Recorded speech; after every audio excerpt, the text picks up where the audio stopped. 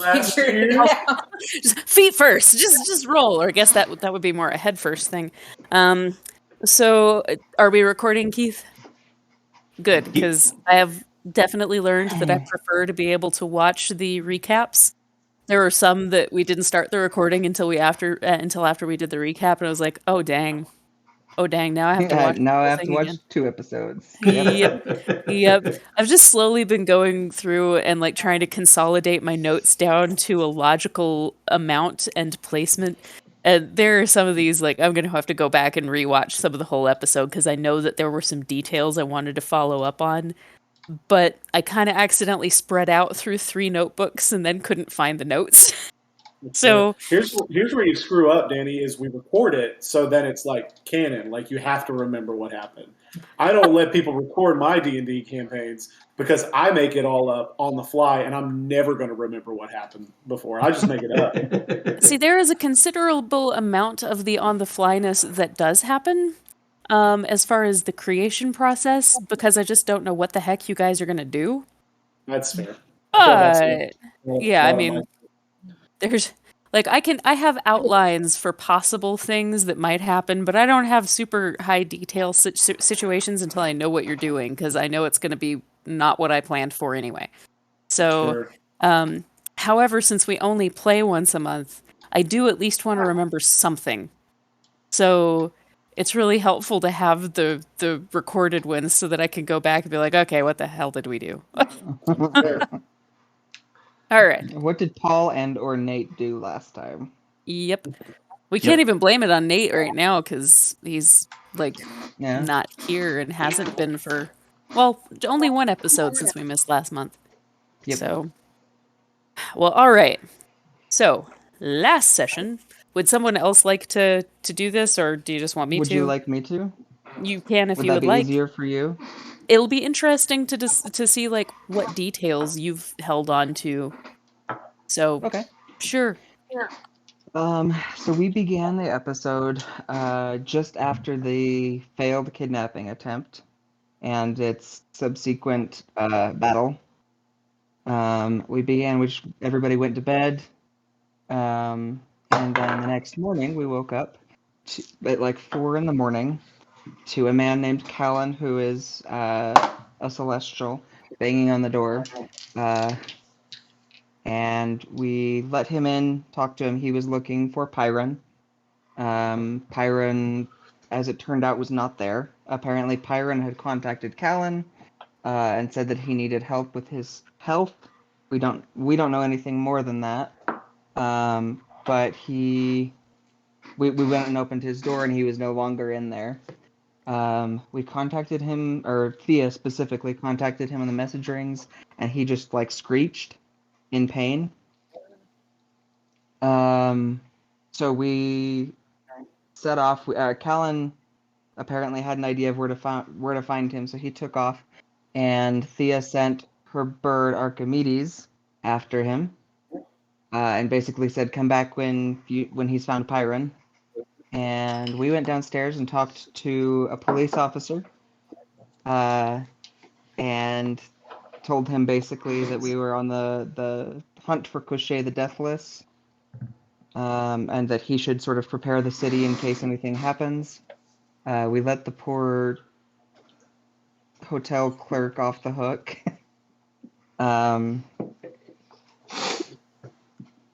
We then, we started moving across the market when Archimedes came back and took us to Callan, who was in sort of a sewery kind of area, like an underground maintenance area for the city, where he was in battle with a bunch of spiders.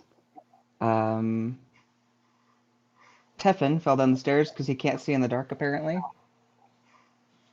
But he was then picked up and dragged along by Paul. The party, with Callan's help, killed the spiders. And we then ran into the man named Beryl, who was the Renethri, big buff Renethri dude who we ran into during the kidnapping attempt, who is a member of the group called The Wall. he then said that they had gotten a delivery that we needed to see. So he took us over to where we found the prince and two of the scouts for the wall dead and in pickled barrels. Oh, and I kept making off-color comments. Yeah, kimchi and pickles. Pickled and eggs. Yeah. Yep. You kept asking about pickled food. Yep. We finally sent Callan off to go find Pyron.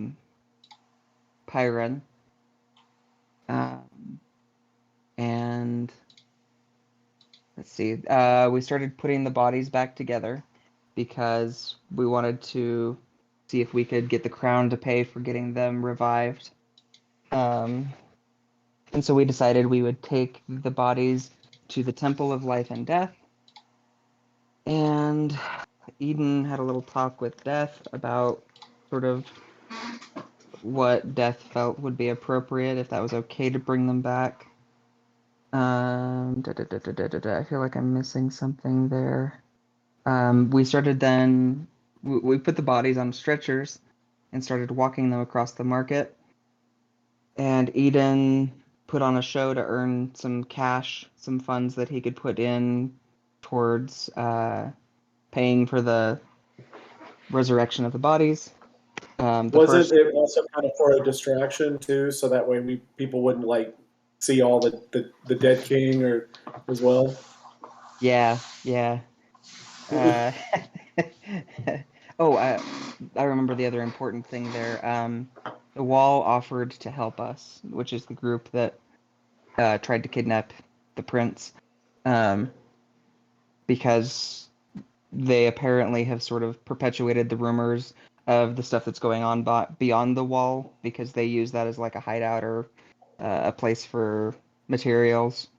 But now that Cochet has actually taken up residence there, there actually is a monster behind the wall.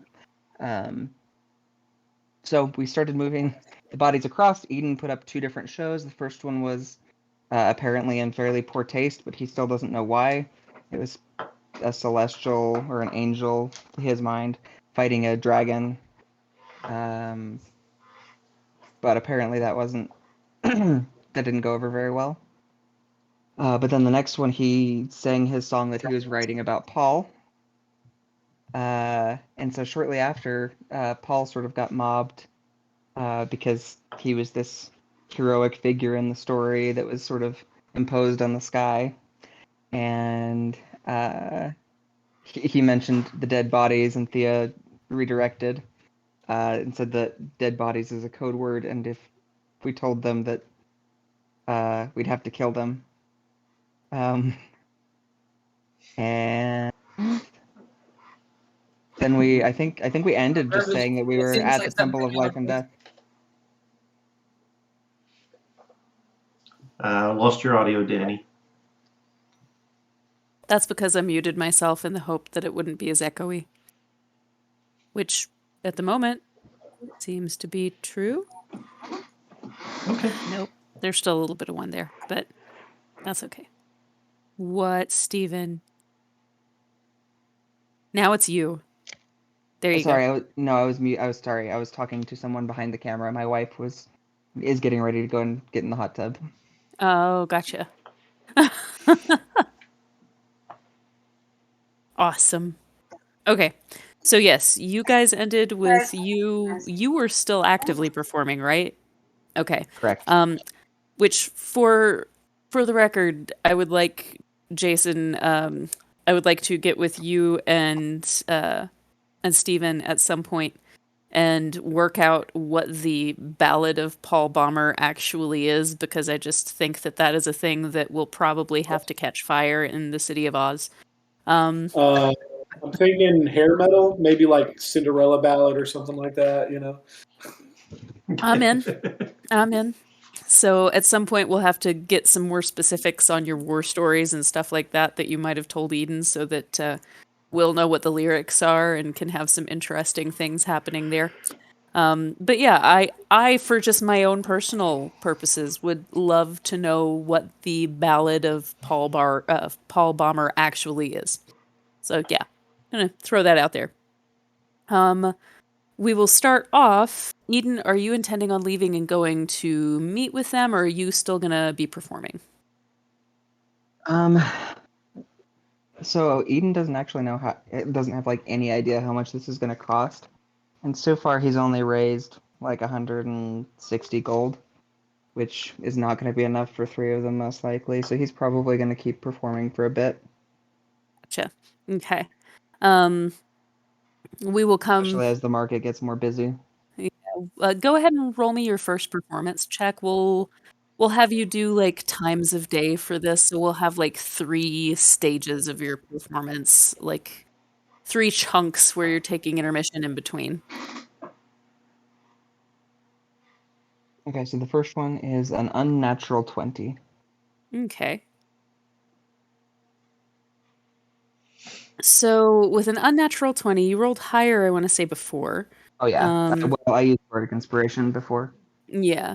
What is this performance going to be? Because I think we counted the Paul Bard one already, Paul Bomber one already, right? We did, Okay. yeah. He's performed the 2 already, and I have those written down. So this one, he didn't come up with something right away, so he reverted back to like a childhood song. So he's singing about what is little bunny frou frou, I don't want to see you hopping through the forest or scooping up the field mice and bopping them on the head. And so he's gonna he'll just use minor illusion for that one, and so it's a much smaller performance. Okay. Go ahead and roll me. With it being a smaller level performance, go ahead and roll me a d20, and we're gonna multiply the amount by 3. Okay, so that's 14. 14 times 3. 52. Okay, cool. Okay. So we'll do 52. 42, sorry, 42. Nope.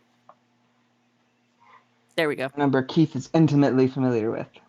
Yes. Old man. Yep. Not so that yeah. old. No. Just older enough than me that I get to harass him about it. And okay with that. I forget that he's older than me until he says things about how old he is. So that's fine. But yeah. So it's a minor performance, almost like a palate cleanser for you as a performer, just being able to sit back and relax a little bit. You definitely feel like some of the stuff that you are getting is sort of almost on the coattails of your previous performances. Like folks that haven't been able to give or things like that yet, going ahead and putting into the pot there.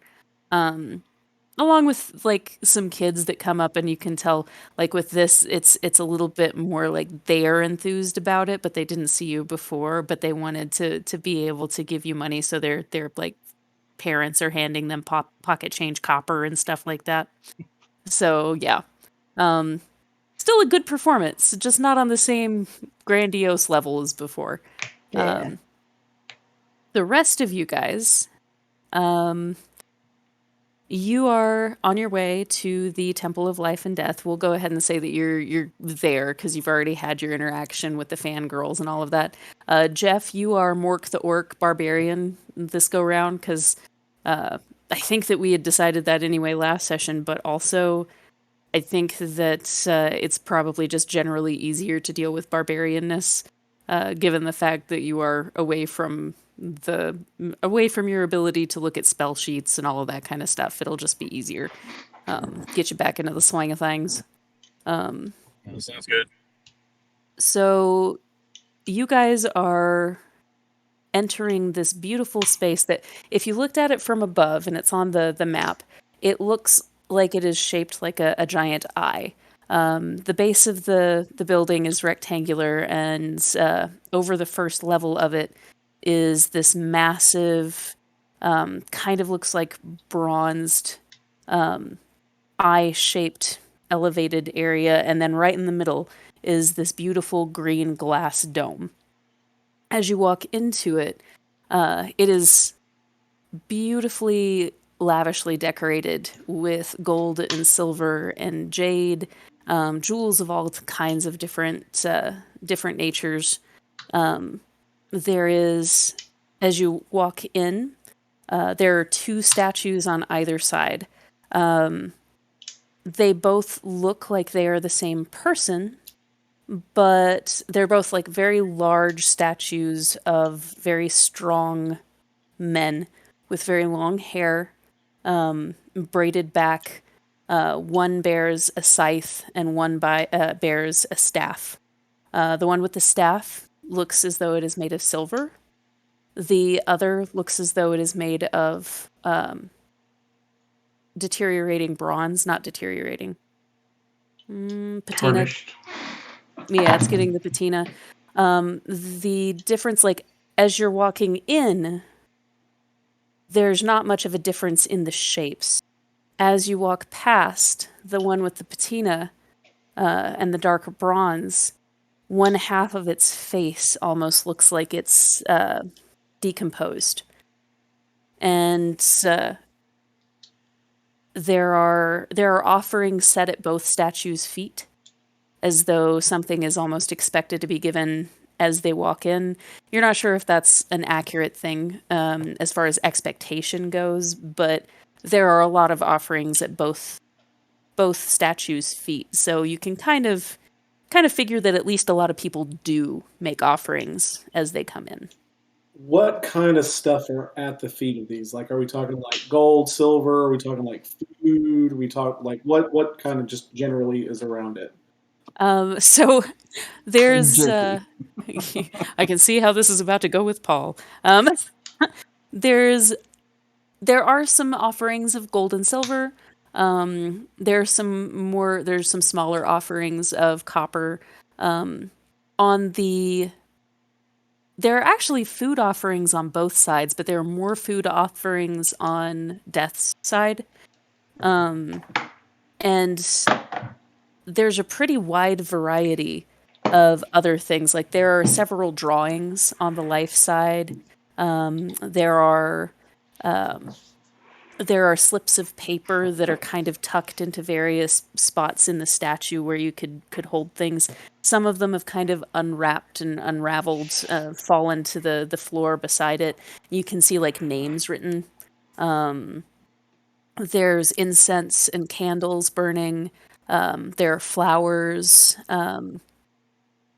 Sometimes like necklaces, little pieces of jewelry. Sometimes they seem very expensive. Sometimes they seem very cheap. It looks like what people have available, they give. So they vary greatly in quality.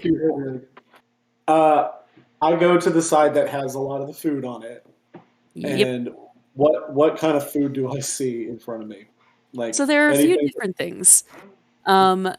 There are what it looks like would be people preparing some of their family's favorite dishes or their lost loved ones' favorite dishes and making an offering of that for death to take to their loved one, kind of like very Day of the Dead-esque in that regard. So there's some taken from each of them because the idea is they've shared with their family.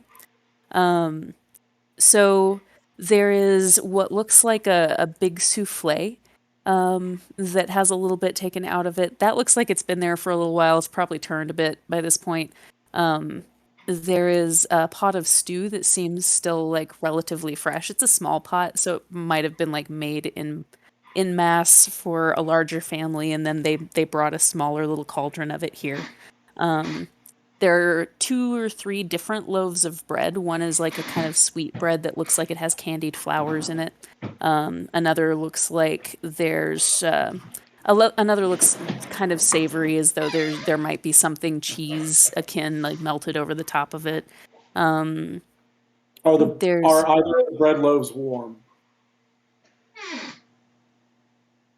evens or odds. Odds. Nope. No. Nope.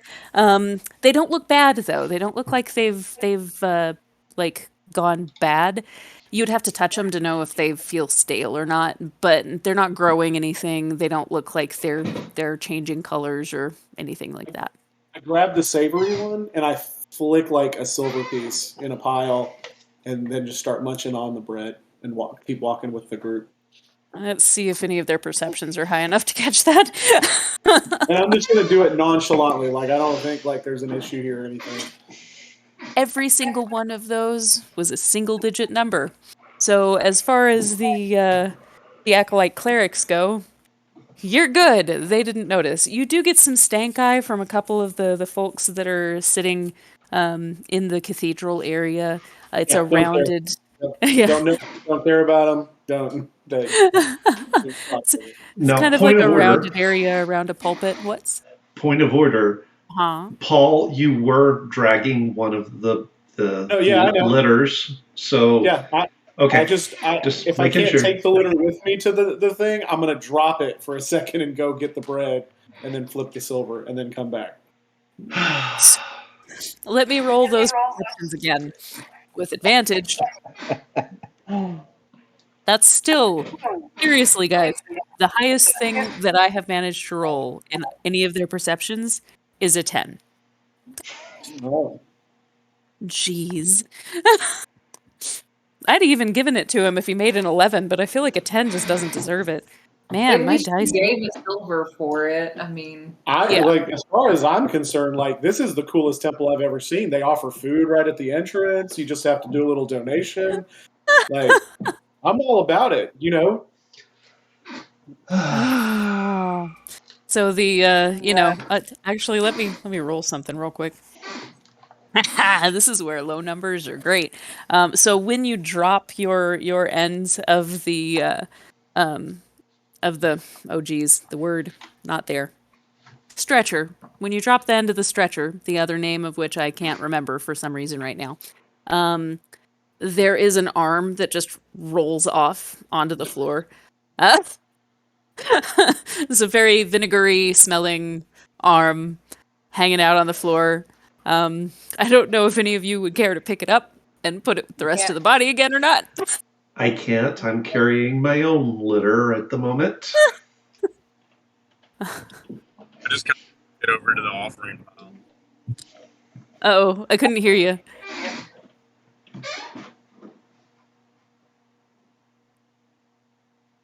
I kick it towards the offering pile.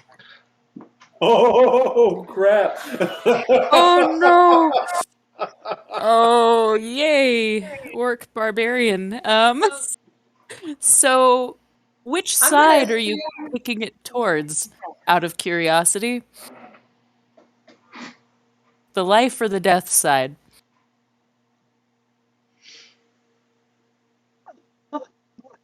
Man, he and Paul. I mean, Mark's just like, dead things go on the dead side, so I kicked it over there. That's And then I fair. got me a little food because it's an offering, so you know. He's also trading. I feel like it's a worse trade, but gotta. Mork, you want this other bread? Jeez. Okay, that one they notice. So finally, as you. I don't remember if I'm carrying something. I'm gonna assume that I'm not because my strength is like nothing. So I'm gonna go chase You are, that you're arm helping. down and be like, "No, Okay. we need this. We need this." And I'm gonna tuck it back under. Yeah, be careful. Stop dropping stuff. So there's a man that looks over. He looks like he's tiefling, really dark maroon skin, who looks over and sees this happening, and just kind of he doesn't catch it until you say, "Hey, man, you want some bread?" And like he turns his head and you see like a big toothy, kind of sharp, pointy grin. As he watches this happen, and then he sees the arm and his smile fades, and he just kind of gives you guys an odd look and starts moving towards you, Is he pulling his dressed cloak like back. Oh, so is he dressed kind of like a priest or like a holy Yeah. person? Yeah. He looks like he belongs here. This is his job. Do I notice him, or is he just kind of like, am I still too focused on like picking up the bread without, so I wouldn't see him yet? Look, You know, Steven's flinching. that's Look at him! Look at him! He's cringing.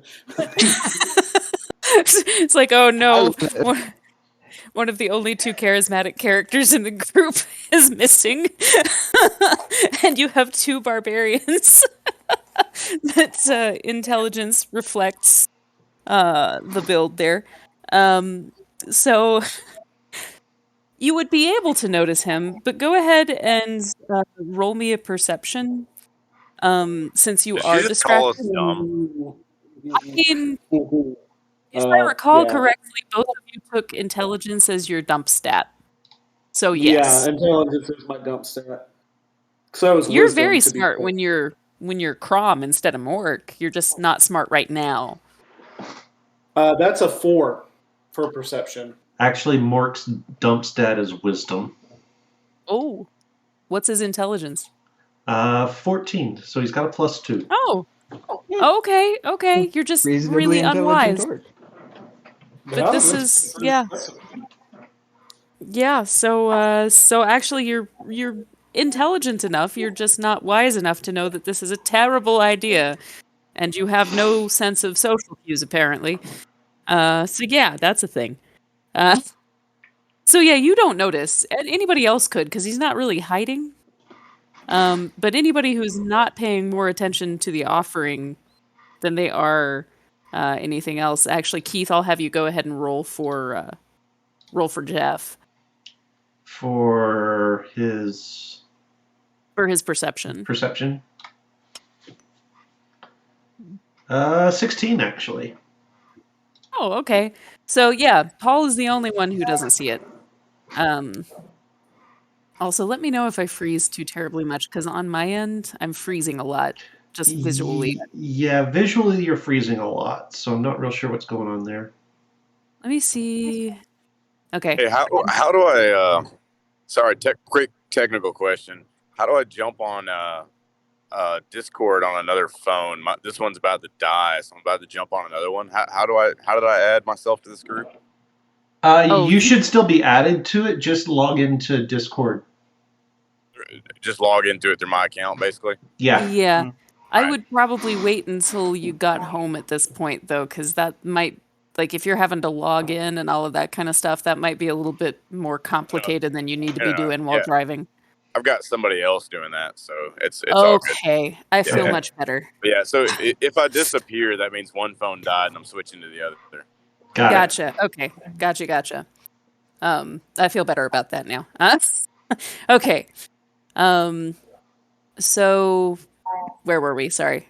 Oh, so everyone except Paul notices this this dark red tiefling making his way towards you, with a deeply concerned now look on his face, much more so than when you were just stealing bread from the offering area.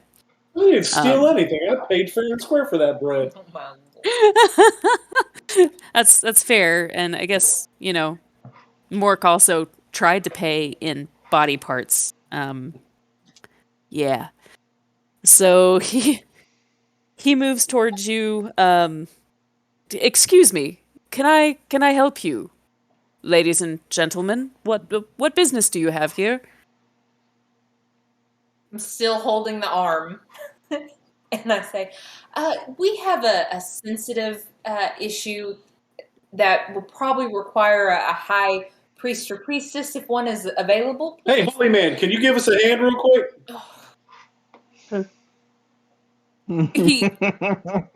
He resists it. Like, you can see his face shift a little bit, trying actually to not laugh at this.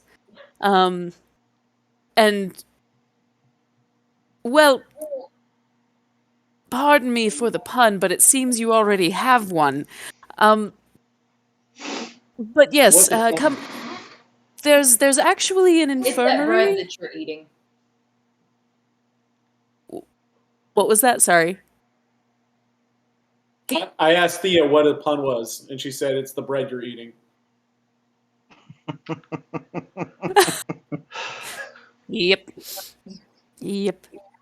Yeah, Danny, So your yeah. video is frozen again. Yeah, the Dang it. last frame was like it was delightful. Great. Wonderful. I'm gonna hop off here and then restart and see if that helps. One moment, please. Okay. All right. Hold, please. Oh, I can't move my mouse thingamabob. That's unfortunate. Huh. Charlie. That's what I thought you were Yep. gonna do. Auto parts.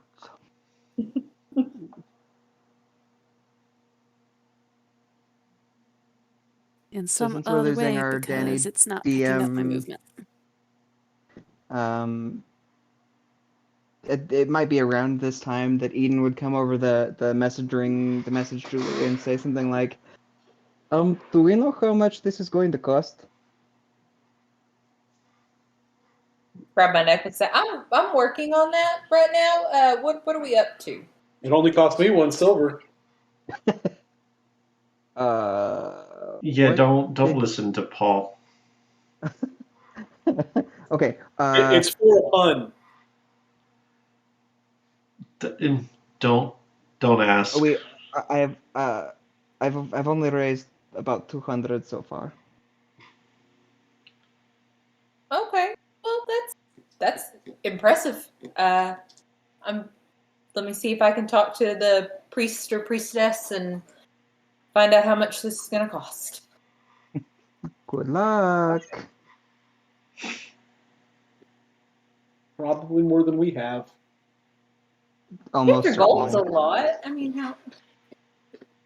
I mean, most of Diamond these costs spells 1,000 start at like 500. Uh, Yeah. Yeah. Yeah. To do the revivify or not revivify. Yeah, but it's the prince. I'm gonna try to talk them into like charging it to the palace. Yeah. We'll see what happens. Yeah, put it on credit. Give you an IOU. You just bill this to the account of His Majesty, and see you later. Peace.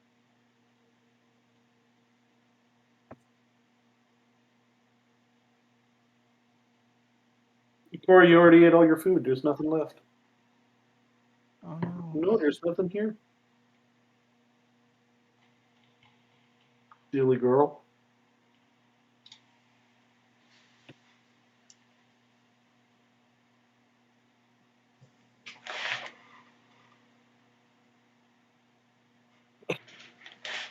Oh, computer issues are always the death. Yep. This is what my day looks like sometimes. Oh, it worked. Yeah. Just Well, sometimes mine too. So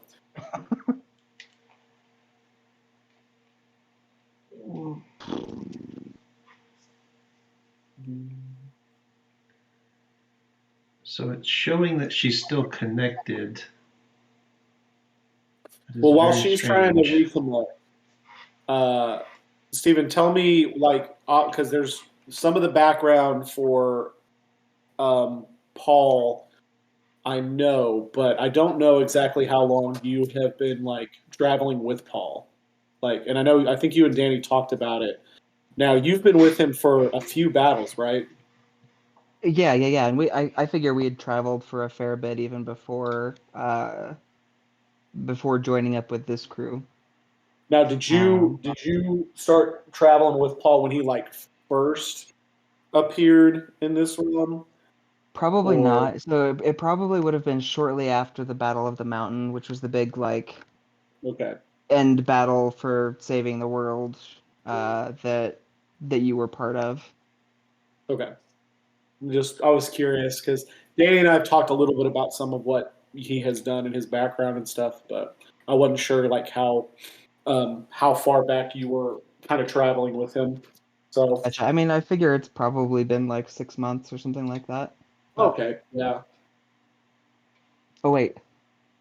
'Cause this No, is probably longer than that because it's been a couple. I think it's been more than. I think it's been a Yeah. year or so since his last major major battle that he fought in. Was Because I that know the there Battle of the was Mountain? that one. Is that the one with that Captain Hook was fighting in? I can't think that was remember. actually a separate battle, I'm pretty sure. Yeah, So he might have actually been there with you for that part. yeah. Because I know because I think he's fought in like 4 or 5 significant battles at this point. So Gotcha. anybody Yeah, who's so gonna he pick, probably would have been with you for that last one at least.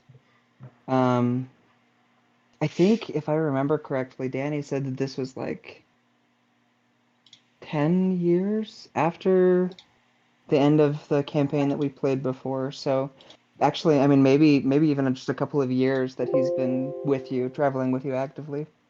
okay. I'm just curious. So, well, there's definitely a lot to write about then, because he's Mm-hmm. definitely killed a lot of people with his axe. So, Like you do. well, We need to find some more of those people. Get you in the some more people. fights. People to kill with your axe. Well, they seem to come out of the woodwork every once in a while, so I don't think we'll have too much problems with that. So it'll all of your happen. all of your adoring fans need to die. I mean, all it takes is someone to let him loose. You guys keep making him stop killing folks. You guys make him stop at the last minute. Yep. Fancy that. Yeah. It's like, no, stop, Paul. We're going to talk to him now. I'm like, I just got him to the brink of death. I'm literally, it's the last blow. We need information. So it's like I've never got to play a barbarian, and the one time I play a barbarian, I'm with a group of people who don't want to kill anybody. We just have to find the right people. Eden's all for killing people. Yes, That's all his spells are for. If it's not an illusion for his storytelling, all of his spells are offensive. that's good. We're gonna need them. You could go get in like a tavern brawl. Yeah, but You're not supposed to kill people in a tavern brawl, though. That's fair. Cora, we don't have any food. I don't have any food, you weirdo. Okay. She wants attention. And No, I don't think she wants food. let's see here. You can hear me? Yep, Yep. I we can't hear you. can. Oh, now I can. How's that? You got it? Yeah, I can hear you now. I'm gonna Can try you hear me this. now? No, Good. don't do that. I just want to turn on. I'm gonna turn on my camera and see how that goes. Okay. Well, that seems better. So Maybe a I little might be a out of bit of a sync, but yeah. Let me put that over there. I still don't know why I'm echoing so bad, but I'm I not might. hearing an echo. Oh, I guess maybe it's just me then. That's okay. I can deal with it if it's just me. But yeah, I think I might just be a little bit of a moron because I didn't think about me playing from my laptop on my table for work. It's a big cushiony table. I think I might have just you were totally overheating. overheated it because Ah, it's just been running on the table this whole time and has had no place to vent. So I was just terribly abusing my computer. Sorry. That will happen. Yep. Did not think about it when I set that up that way. But that's okay. I'm back now. So, woot. where were we before I distracted myself by technological The failure? holy man came over, and Thea is trying to talk with the holy man. Okay. And made a pun that was actually Yes. bread. Made a pun of bread. He looks at you and he just kind of looks at the lumps of bodies that you're carrying along with you and kind of gestures with his head to the back of the sanctuary room where there are several different doorways back there. We have an infirmary in the back. Shall we move to a more private location then? Yes. I Lead think the we're way, good sir. infirmary, but private location would be ideal. Right now, that is a private enough location. There's no one that has required our services today in the infirmary, so just come on. And he tries to walk in between you and the circles, the circular pews that surround the pulpit in the middle, like right underneath the giant glass dome. And it's extremely beautiful as you walk through. Like the green glass just glimmers light everywhere. It's really beautiful. Probably not that you have a whole lot of time to appreciate it, because he is like hoofing it, trying to get you out of sight quickly. Two other clerics, one is helping a woman kind of sitting next to her and speaking with her in the pews. They're kind of having a hushed conversation there. And another who looks like he's coming out from one of the other doorways. Like he catches what's happening, this movement and everything, and like kind of gives you the eye, and kind of follows along behind the procession of bodies. He bleeds you into a space. It's not huge. It's got about like 6 beds.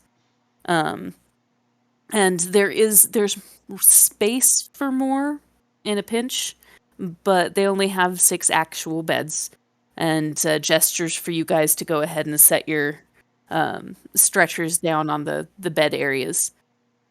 So, what is this precisely? Well, you see, we're in a bit of a pickle. I'm just going to reach out and smack Paul. So the No, guy that followed that. in, the guy that followed in behind, just looks horrified at this joke, because I mean, it smells so strongly of vinegar that it's ridiculous. And at this point, vinegar and a little bit of death, because it's not like they were properly pickled. They hadn't been in there long enough. So, little bit of rot, little bit of pickle. The tiefling, however, you can kind of see him. Explain! Me and my friends here were sent on a mission, to rescue the prince. We failed. And we discovered him, and I think we need your help to put him back together, as it were. The prince. The prince. I'm going to pull this sheet down, reveal his face, just to reveal his face, and then cover him back up. To be fair, we really should refer to him as the monarch formerly known as Prince at this point. The cleric wouldn't get the joke, but I enjoy it.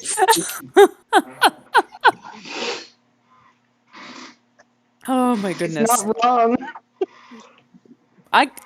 I'm going to go ahead and give you inspiration for that.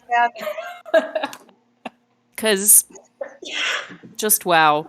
If the rain turns purple, I'm blaming Paul. Mm-hmm. So when you pull the sheet back, the guy in the back that's followed you in just goes like ghostly white. He wasn't super dark to begin with, but at this point he is ghostly pale. Just it looks like he might pass out. And the fellow that you're speaking to, his eyes go wide. Oh, okay.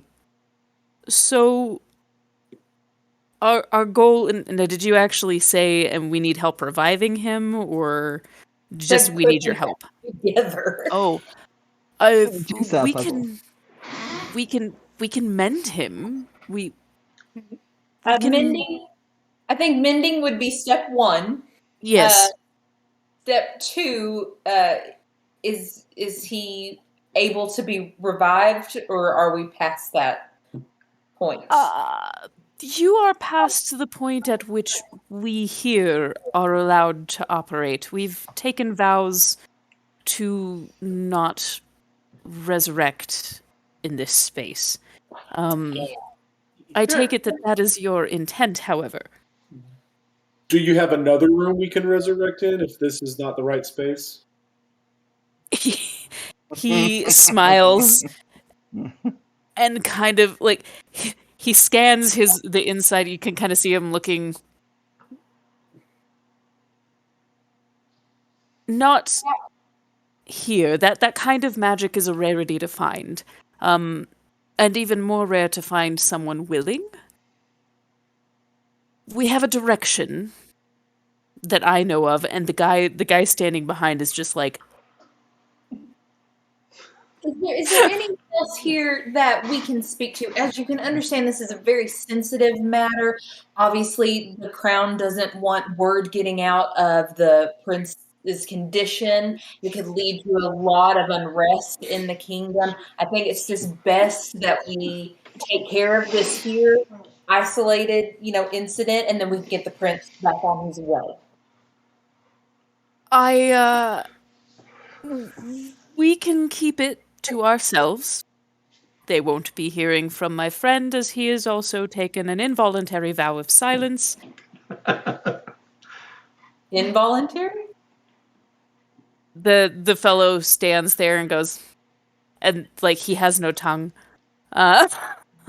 So he Does he know how to write? Fair point. Yes, we're all very well educated in that Pull way. my axe. I was like, well, I mean, we can fix that problem if we need to. As well. He Paul. Not needed. Not needed. he the fellow that you've started speaking with, he looks at you, says, we can keep them here, mend them with what we can, and for that it would be a small fee. We do that frequently for people who wish to. Pickles. Yeah, I pickles made me want. Very on brand. So that was a finger, Paul. Yep, just munching on fingers. Finger food, right? Yeah. That belongs to the prince. Put that down. So he. It was on the food pile. The prince's pickle, huh? Oh, that's disturbing in so many ways. So he looks to you and says, we can keep them here and mend them, and that might make the rest of the process easier. As far as actual resurrection, I only know of one person in town that is capable of such a thing, and they are retired. Aggressively. They might not take so kindly to you requesting their coming out of retirement. However, given the nature and the fact that there was some amount of loyalty to the royal family on her part, you might be able to sway her. I can handle this.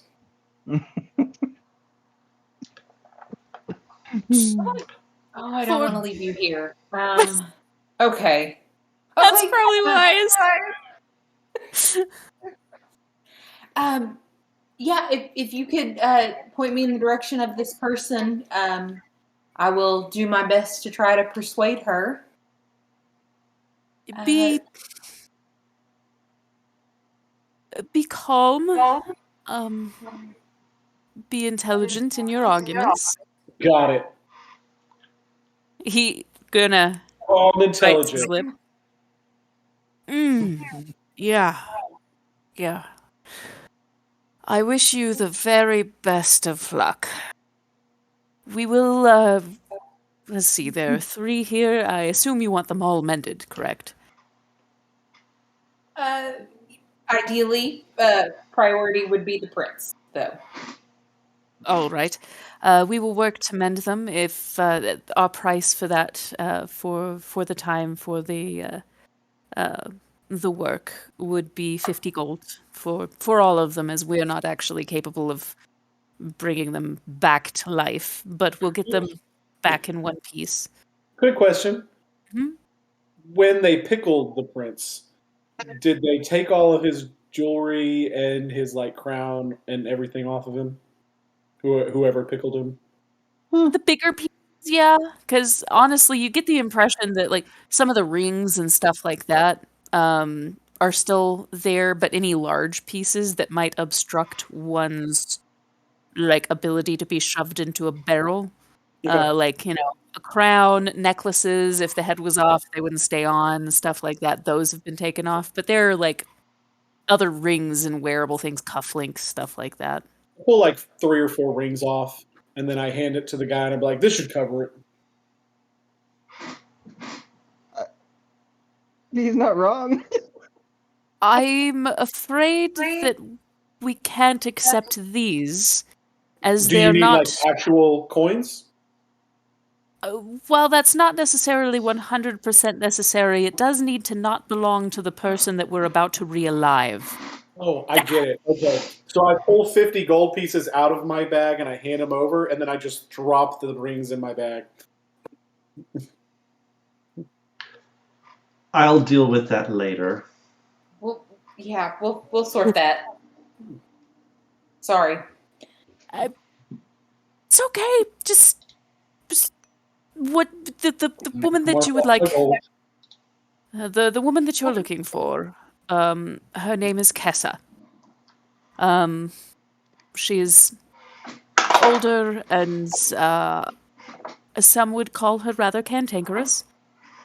She volunteers very frequently in the corridor of the gods. However, if she's not there, she will be in her home, in the protected area where the mayoral mansion is. It's one of the mansions, one of the 4 mansions behind the Temple of Cholin. What was her name again? Kessa. Hers would be the 2nd largest manor in that protected area. You will have to speak to the guards. I don't know what you could tell them to make them think that this is a good idea letting you in. But you will have to speak to the guards to go into the gates. I think we just tell them the truth. More or less. Yeah. Okay.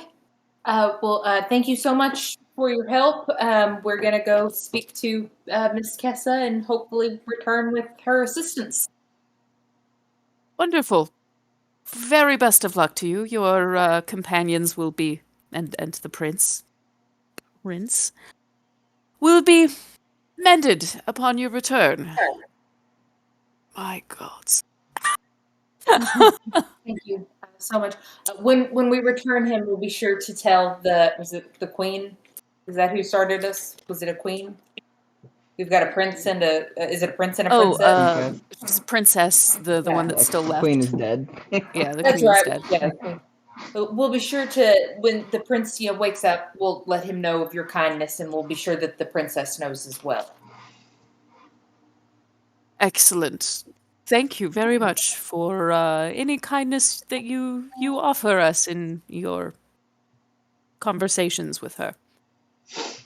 He just looks deeply, deeply unconvinced that any of this is going to go anywhere good, but like equal parts curious and hoping to get you out the door because he senses danger.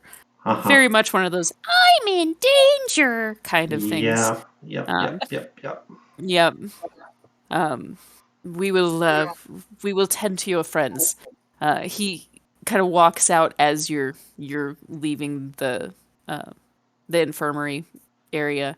and gestures to the other cleric that's working there. It's like, So as we're starting to move out, I make a point of letting Paul sort of brush past me, and I'm going to reach into his pouch and grab those rings back out. I rolled I rolled a 16 sleight of hand. It's mixed in with all my gold coins, so I'm going for the rings. okay. so go ahead and roll me a perception. Oh, that's not going to go well for me. Oh no! Well, but I got no pluses. 15. So you don't notice that he's done that. However, a 16 is not going to be high enough to get you all of the rings. Like, he got 4, you got 2 of them back and a couple of coins. Okay, well, I'll keep the coins and toss the rings back onto the prince. Oh, okay. I was like, you're tossing the rings back into the bag? Wait, what? No. Okay, we're Coins better do you now. want me to mark off? Like 10, 20, 30? Like how many coins? I guess Oh, 30. How many coins you Yeah. have? It'd probably just be like, because he's searching for things that feel like rings, but as quick as he can, so it'd probably only be like 10. Okay. Your hand comes back and it probably smells really weird, by the way. It's Smells Paul. like I jerky. was expecting that. What kind of ring should I mark that I've got in my pouch for now? So you have a ruby ring and an obsidian ring. The ruby ring looks like it's been entirely carved of ruby, like there is no metallic part to it. The obsidian ring is a large setting in brilliant gold, gold's actual ring base that has rose gold wrapped around it, and just a detailed etching in rose gold that circles the obsidian. Okay, And you perfect. you said I pulled out about 10 coins. What kind? Probably like you're gonna end up probably just pulling out like I just marked 10 gold off. Okay. yeah, we'll just say for ease of keeping up with Okay. it, we'll just say 10 gold. That'll work. So yeah. So you guys head on your way towards actually you're pretty close to that. It's right over the thoroughfare. It's attached to the cemetery across the street from the Temple of Life and Death. So the mayoral mansion and whatnot is attached. The space is attached by a gate to that cemetery, and then on the other side of the cemetery, from where you guys are right now, is the Temple of Hoden. So you're actually pretty darn close. You're within a 6 minute walk of the mayoral area. And the Corridor of the Gods is not that much farther in the other direction. So you can go to either one you'd like to first. As soon as we walk outside, I'll grab my necklace and say, "Hey, Eden, why don't you meet us at the temple? We're gonna need some charm." Okay. That's a good idea. So, Well, unfortunately, you didn't say which, and he's not asking, so he's going to go to the Temple of Life and Death. Well, that's where we are, isn't it? yeah. But you guys are leaving, though, right? Or are you staying? Yeah, we're there? waiting for you at the temple. okay. Okay, gotcha. Okay. Let's pause there because you just had a little bit of a thing going on there. So we are currently here. And this area here, I'm assuming, is where I've lost myself. Dang it.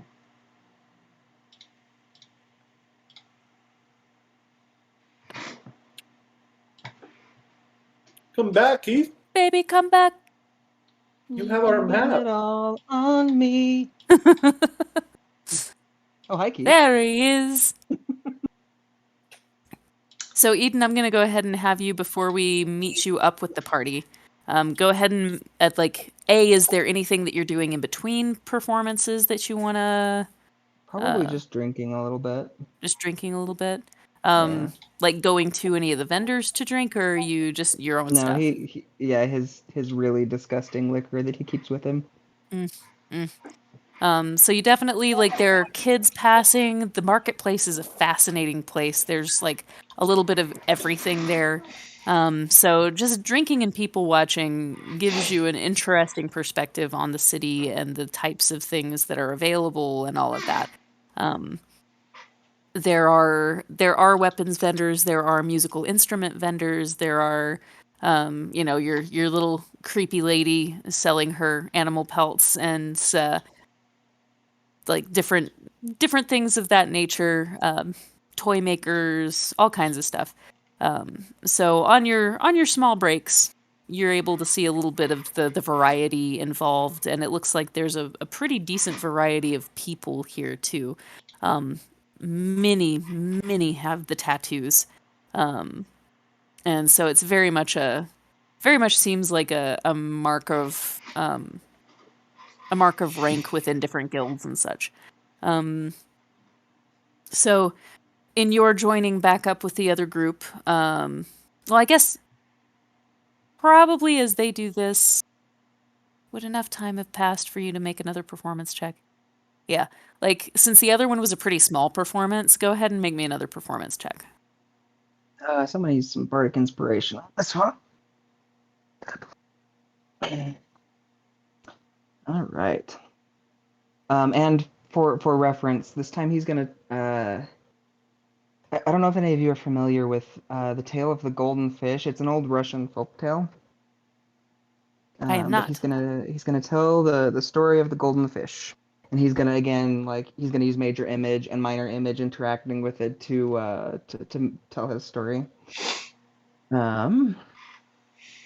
Let's see, plus 11, 28, 35. 35. Okay, yeah. It's going to be spectacular. Like, it is an impressive show. Actually, you're above a 30, so we're going to double whatever you roll. Go ahead and roll me a D100.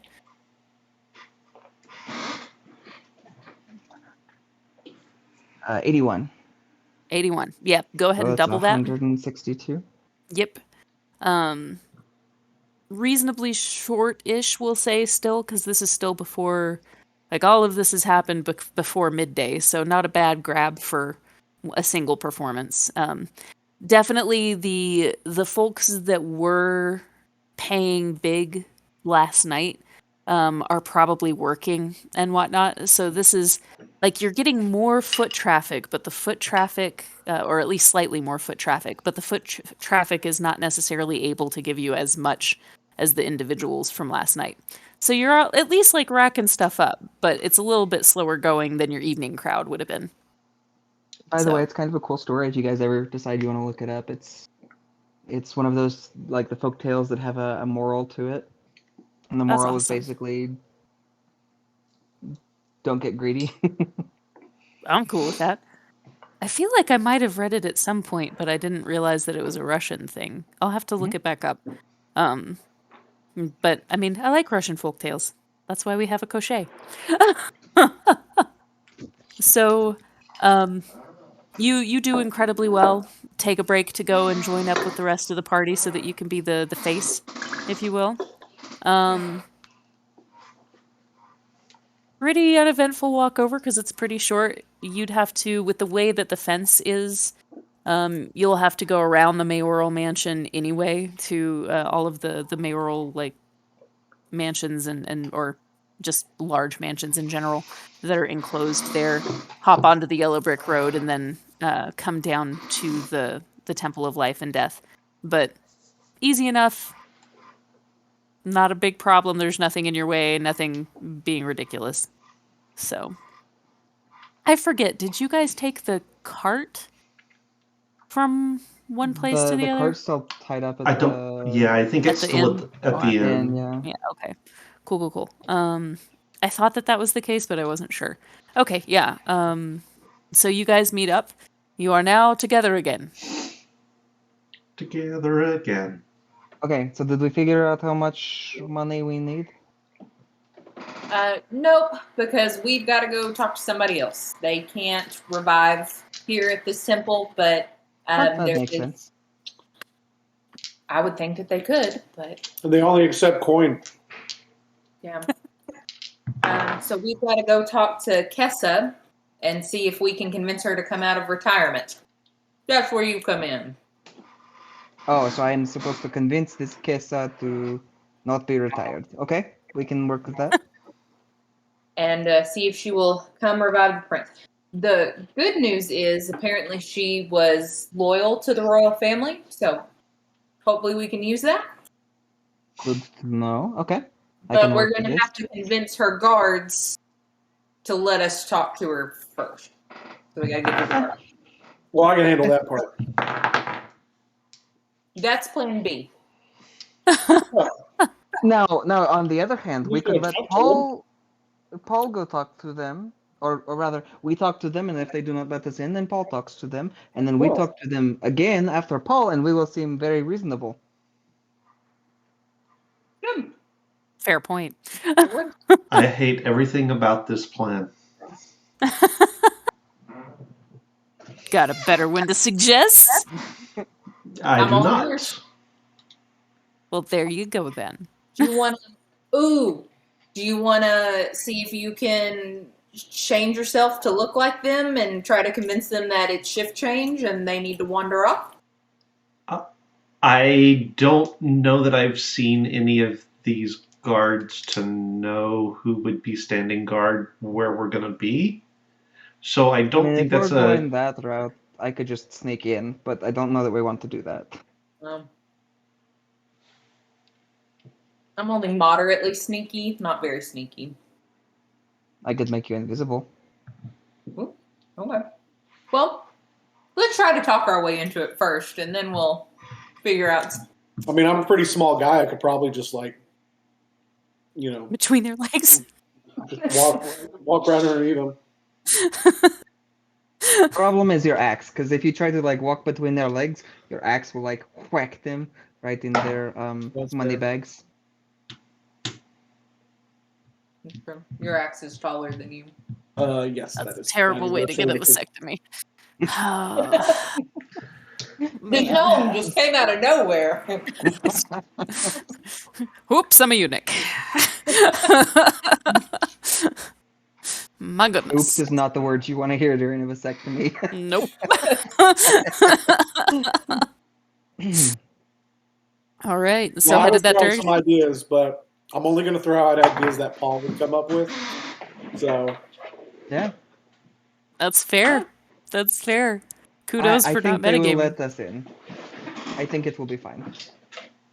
Well, we'll give it a shot, and then if we can't, we'll sneak in. Yep. Sure. That nothing could go wrong with this plan. Not a thing. Not even a little. Oh, this will be fun. Okay. So, so you guys head over to that gated area, with So you the said there was two places that Yeah. she could be? either she's in the corridor of the gods where she frequently volunteers, or she's in the little mansiony enclosure where her home is. You guys can pick either one that you would care to go to. I don't know that. So I'm not sure if you would have told them that. I mean, if she volunteers at the other, what time of day is it? It's daytime. Early Yeah, after. like, It's before lunch, early, not early morning, but early in the day. So Might be easier to get to her. Yeah, I would say She's go out there and about. first. Yeah. possibly. Okay. All right. So that's where you're headed. Sure. Alrighty. So you get to the corridor of the gods, and it's another really grand, beautiful building. It kind of looks as though it's been made as a smaller replication of the Temple of Life and Death. Not quite that nice, but still really beautiful, and it looks more like it from the outside than it does on the inside.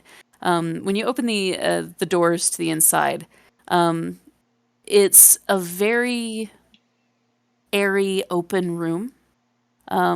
Very white. There's a lot of plant life everywhere. Two massive doorways on either side of a very long desk. And there is there's a woman sitting behind the desk, and on either side of her is an automaton. One of the automatons is very intentionally designed to be humanoid, and also appears female. One of the other ones looks a cute. bit looks a bit like an overly big Wally, but more clockwork, less like gasoline sort of vibe. That kind of the dingy More mechanical. Yeah, less industrial, more steampunk. Yeah. And very emotive still. And he's the first one that like tilts his head up and acknowledges you, and makes a strange little sound that alerts the woman behind the desk that you are there. And she looks up. She's a tall elven woman with eyes that actually look very similar to the sky. And she looks over, says, "Hello, can I help you?" I look back at Thea. What was her name again? Oh, While they sorry. go Are to you do eating that, pickles? Paul goes to the clockwork automaton, and I just want to kind of look at like the mechanisms that make it work as a tinkerer. Like this really interests me. The Wally looking one. Yeah. Um, Wow. as you approach, he looks at you, and there's a very recorded voice, and there's a little box in the front of his face that gives you a little bit of a waveform,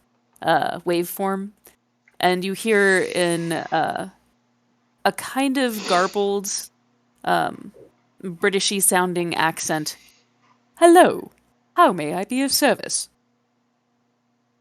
You're an interesting one. What's your name? Really Mine. still. My name is Eckhart. Nice to meet you, Eckhart. My name is Paul. What are you?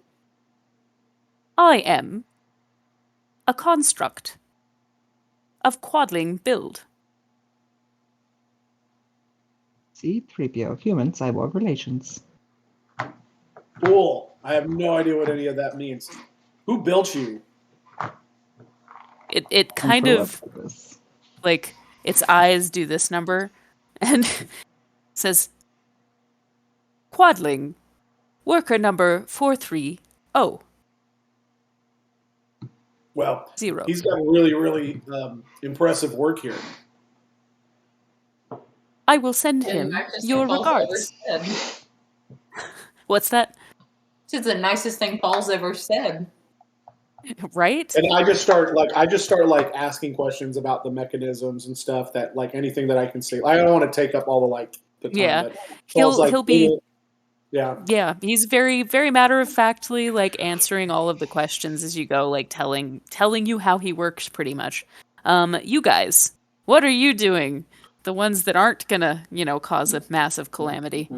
Well, I'm sort of I'm splitting my attention between whatever's going to happen with Thea and Me? Eden? and Eden and this lady, and also listening to Paul and the automaton. First of all, to make sure that Paul doesn't do anything like rash to this equipment, but also I'm kind of curious about how it works too. Yes. Because, artificer. So that brings us to our so yeah, you're learning a lot about how this works too. That brings us to Team Charisma over here. Thea, what was Tessa? Tessa? Kisa? Kessa is we're looking for Kessa, and I'm gonna give you a guidance. Okay. Excellent. What are you laughing about? An unintentional joke. So player Steven couldn't actually remember the name. So it made sense that I wouldn't have remembered in game either. But Sure. Kisa is Russian for like kitty cat, Huh. but it also is sort of a similar term to an English word for cat. Gotcha. Gotcha. And I just sorry. It's also cute that you just censored yourself on that. That's fine. that one needed censored. Fair enough. You're lucky Paul wasn't around for that. It's a euphemism. Paul, does Paul speak Russian? No, but he speaks foul language pretty well. Okay, Tessa, we are looking for a countess. Was that correct? A Tessa who volunteers here regularly.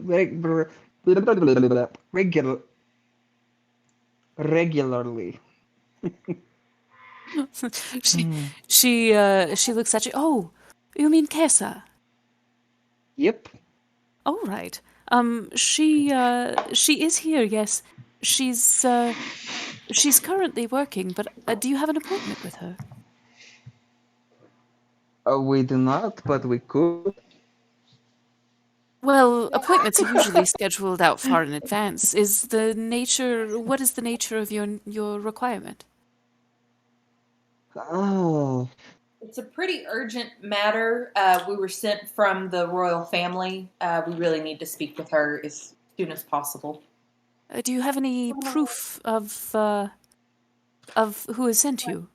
We've got the prince's rings.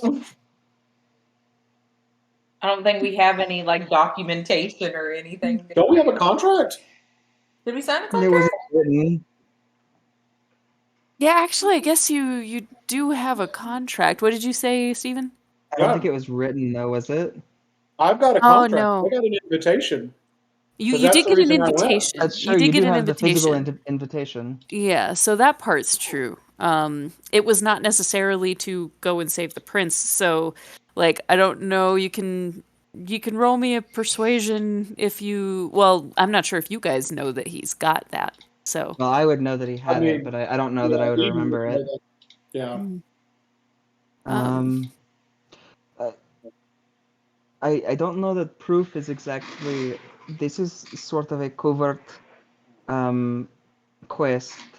If we could speak with her, I believe that she would be happy to see us. Roll me a persuasion. I gave you guidance too when we first walked up. Yeah. Come on. Okay, d20 plus 8. Okay. 23. I only rolled a 7. 23. Wow. My word. Yeah, 23. She'll kind of consider for a moment and then stand. I'll retrieve her for you. So when you say she'll be happy to see us, you do kind of hear this sort of choked off like snort from Teffin. I'm so terribly sorry. Sorry. Aren't you like mechanical? Why did you get something stuck in the gear? Yeah. One of the gears slipped a little bit. Sorry. Roll me a deception check. Deception. Surely you're great at this. 11. For the record, many of the gods don't very much appreciate lying. She kind of gives you a look. However, I do believe that you might be correct in the idea that she might like to see you. So as long as you don't mind your audience with her being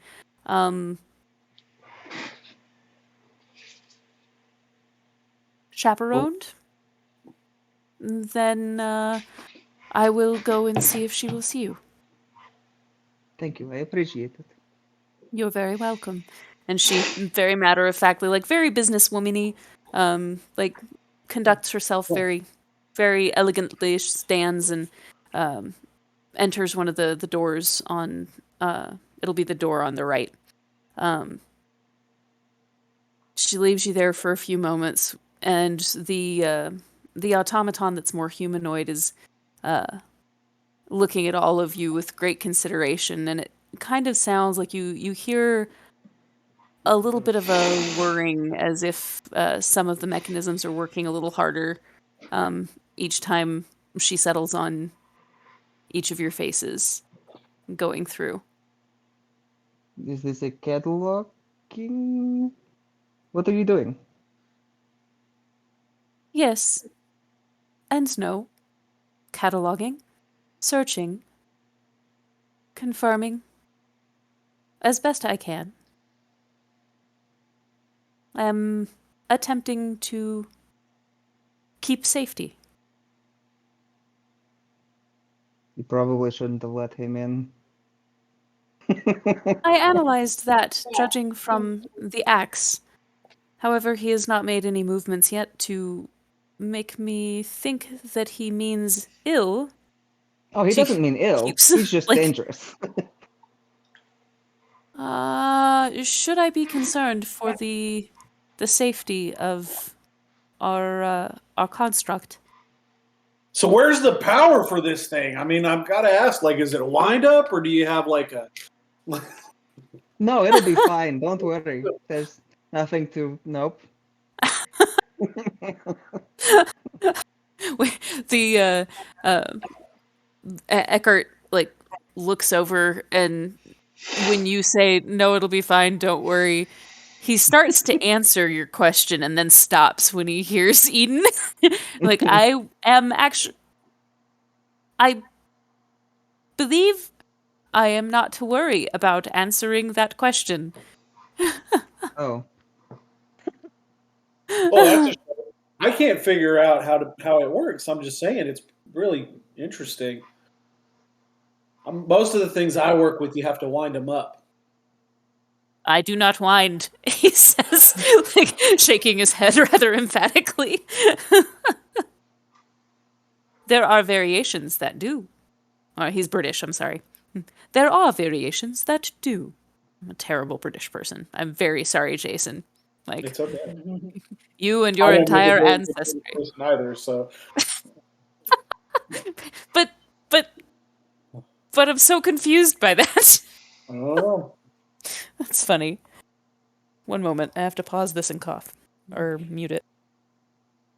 It's when we first started dating, like I could tell if he had talked to his mom or his sisters like earlier in the day, because he would pick it up a little bit more.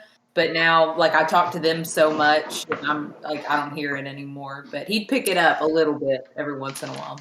He does that with the North Louisiana accent. If he's been hanging out with his family, he talks a little bit more like a country bumpkin.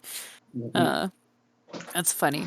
Yep. And his roommate from Nigeria was a total linguistic chameleon, and that was a lot of fun too, because he spoke in pure Ebonics most of the time, and when he was on the phone with his family, like beautiful Nigerian accents. It's just really funny to listen to. I used to work with this guy who was from Cameroon, and I would just be like, John, just talk to me. Like, Just speak. That's all I need. Yep. So you're discussing this stuff with him, and he's giving you a lot of interesting insights about how advanced some of the technology from the quad lane quarter is. It's interesting to hear like how much different this is than any of the technology that you've seen down below in the Heartlands. Very, very different kind of perspective on their relationship to technology. Roll me an insight, since you've been the one talking to the bots the most. Should I, since I've kind of been paying attention as well, or not? Yeah, you can. it's a natural one. Nope. I, however, This rolled is a a cool robot. 17. he's a robot. Yep. Very unique in that you can't totally tell if it's a fluke or not. But both of these creatures seem to be working on, if it's programming, it is very, very nuanced programming, but it seems like they are actively decision making in ways that are more reflective to a living being. Um, and with the level of thought that the woman is putting into your like in analyzing you and deciding which of you might be threats, things like that, like you're kind of getting the impression that they are more than just a bag of bolts. Bolts. Bolts. Shut up, Steven. I didn't say anything. um so yeah, they they're they're a different kind of stuff than anything you've experienced before, and you're not 100% positive, but they might be fully sentient. Gotcha. It takes a little while for the woman to bring Kessa up to you. So if you have any specific questions, feel free to ask them because it would take a minute. In terms of, I'm mostly just like really, really curious to try to learn how the mechanisms work, try to get a little bit better understanding of how his clockwork handles to like maybe utilize some of that in my kind of tinkering. And so just going through stuff like that to try to be better at what I do. So Awesome. You're not using them, but you're trying to understand how to use them better. Roll me your tinker proficiency. okay. Your tinker check. 18. 18, nice. You're picking up some pretty good tips. You're pretty sure the next time you build something, you can probably improve it dramatically just based on some of the little tips and tricks that you're picking up from what this guy is saying. It would probably be much smaller scale, but it's definitely going to help you. Cool. Awesome. Anything any of the rest of you are inquiring about, anything like that? Well, the time passes. It takes maybe a good 5 minutes, little more for her to come back up.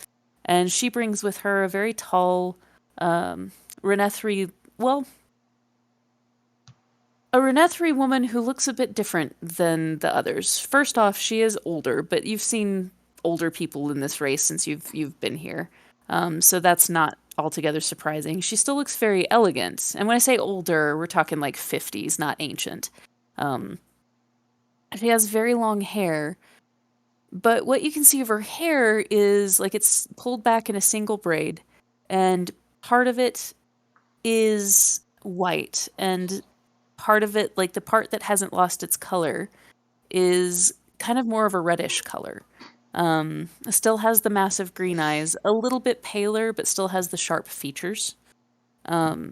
So you gather that she's a little bit different than others. Eden, roll me. What would this be? What is Renetta? I'm looking it up. Okay. That's a homebrew race. So they're the ones when you were in the Dregs district where you ate last night and things like that. And like the little kid that turned into a teddy bear. They're the ones with like the tawny skin and the great big like really glassy green eyes that are very highly reflective. Most of them have really long black hair, or at least black hair, whether it's long or not, it's kind of their thing. But a lot of them keep it long. And that whole campsite that you guys went to was Yeah, the Renethri. They're gypsies. sort of the Yeah. gypsy nomads. Yeah. Oh, okay. Yeah. I was just So couldn't remember what they look like. So yeah. So this one's a little bit different, like a little paler skin, seems to have a different kind of hair profile. But Eden, roll me. I'll take an insight or perception. It's like you're trying to you're going to be remembering. It's to see if you're remembering something that you've seen. History, or I mean, I would take history. The Yeah. other ones are way better for me, but I would be willing, because of the circumstances, I would be willing to take any of them. Okay. I mean, my perception's probably the highest of the bunch. 23. Okay. You can kind of tell she looks at you a little bit, specifically Ooh. you. We're getting With a- some real big echoes. I don't know what changes when that happens. Is that better? Mm-hmm. I'll just speak very softly for a moment. Yeah, I don't. Maybe it's the closer I get to my computer. I'll sit back a little bit. Oh, you might be able. Okay, so look at your functions. I think it was us. We're in the kitchen, and Jason was filling up the kettle. I'm doing the British thing. I'm making tea. Oh no, I did that I earlier. think it's specifically Danny's mic. But if your computer is picking up from a mic and your headphones are picking up from a mic, that would probably do it. Oh, I wonder. So there might be a. Let's see. You have a Mac though, right? No. No. Oh, okay. So yeah, there along your F buttons, look and see if there's a function that has a microphone with a slash through it. Yes. Okay, so if you hit your function button and that button, it'll turn off your computer's mic, and that may help. Can you still hear me? Yep. I still have a little bit of an echo, but I don't think it's as bad. Okay. Yeah, that's a Sweet. lot better. Awesome. Let me see if that was a Jeff. Oh, nope. It is not. That was a stiff. That was a Steph. Yeah. Hey, Keith, you want to drop in to the chat on the other spot and see what's up with Jeff? If he might just be in dead zones, but Yeah, I've been watching the Discord, and I haven't seen him pop back up yet. yeah, throw a message into the other thing. See Okay. see if he responds. Anyway, you see the lady come out and look at you and kind of tilt her head slightly with a little bit of a glare. And she was passing through and stopped and listened to you this morning during the dragon during the dragon story. She looks at the rest of you and kind of tilts her head. She's a very tall, kind of stately woman. I was told that you requested my presence.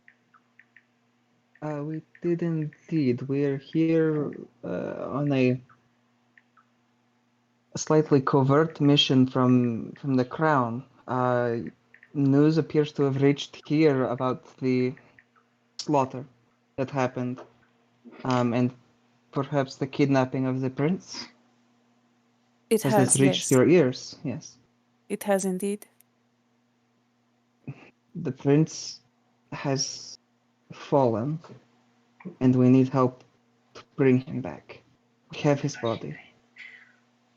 Ivan has died.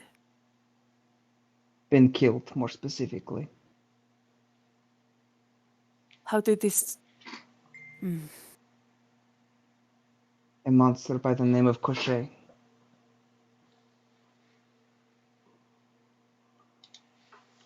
She, I understand that you have retired, and I hate to ask this of you when it is no longer a normal duty of yours, but we need the help.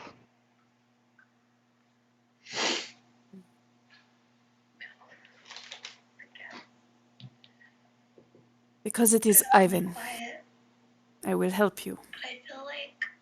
As I have not done this kind of work in quite some time, I will require materials for the spell. Definitely, we will do everything we can to help with this. You do not ask something small of me. I hope you realize this. In speaking with my patron, I believe that I understand, and I would like to offer up as much of myself as is possible for this working. I do not know if you will be able to be of that much assistance to me, but you can attempt, and I would appreciate the effort on your part. And she looks a little bit like there's a little bit of disdain in that, but she's not going to refuse the help. What did I do? I recognize you from the markets, but I don't believe we've ever had a connection. I don't believe we've ever spoken. What did I do to offend you? Your story this morning. The Celestials' Which victory. the angel? Yes, the Celestials' victory over the dragon. I don't know what you mean by celestial. That was an angel. It is folklore, perhaps, of my home. Angels are supposed to be the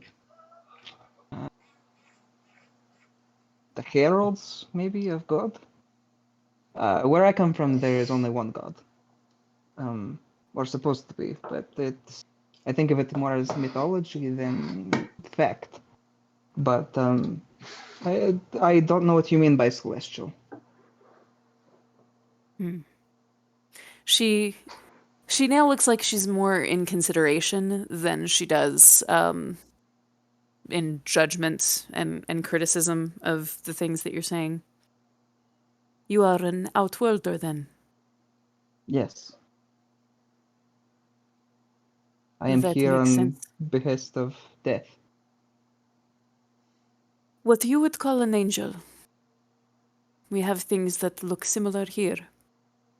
Great winged beings that consider themselves of a higher order. They are not morally superior. They are not the creatures of great compassion and great character that you would believe them to be in your world. I am Here. sorry, I did not mean to offend. It helps to understand that you are not from here. The Celestials enslaved my people for years.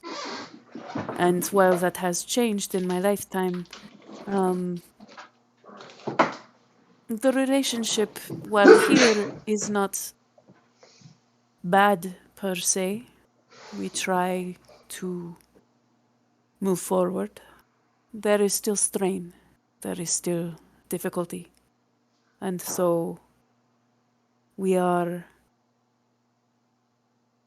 cautious with tales that would tell of their victories. We are careful in our speech of them. Firstly, to not make ourselves vulnerable to them again, but also to not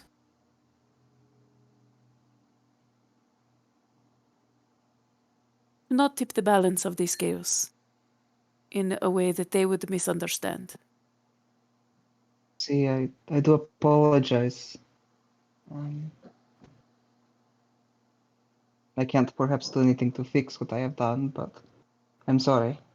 I understand now the mistake, and you are forgiven. I will help you with Ivan. I require... You will have to find me a diamond worth 5,000 gold. Oh, no, sorry, that's too much. Ooh. No, that's a different number for a different thing. For worth 1,000 gold. This spell will consume everything of that diamond. If it is larger, that is fine, but I will need to have it to be able to consume enough to produce the life required. It will be our focal point and what we harness our energy through. Okay, I have perhaps another small request. Yes. There were two others with him. Two scouts who were seeking to stop Crochet. They also... what is the best? They were dismembered. They were killed as well. Would it be possible to bring them back as well, or is that too much to ask? She pauses and kind of purses her lips, thinks, kind of looking away, trying not to give you too much insight into like how she's leaning one way or another. As you say this, though, the the humanoid construct stands and puts her hand on Kessa's hand on the desk. Kessa, you promised. And she looks to the construct and shakes her head.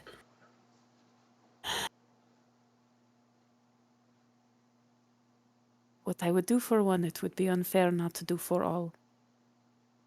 But there would be an added cost, she says, looking back at you. Mm. I give of my own life every time I produce this spell. As it is, I do not imagine that I will last terribly much longer. But with assistance, perhaps it will lessen some of the blow to me. As such, even before I retired, my required price was designed to set myself up in what years I had remaining, that I would be very, very comfortable without having to do very much for it, other than just things that I am passionate about. My general price had been 4,000 gold for the labor. It feels uncomfortable for me to have that much higher a price tag for people that are not of royal blood than for my friend Ivan. But I value my life as well, and I feel as though you should as well. I still would require the diamonds, but I would prefer each to have a price of 3,000 gold above.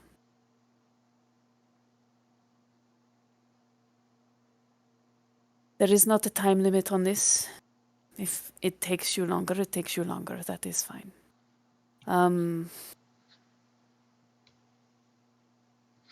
But this will be my last casting.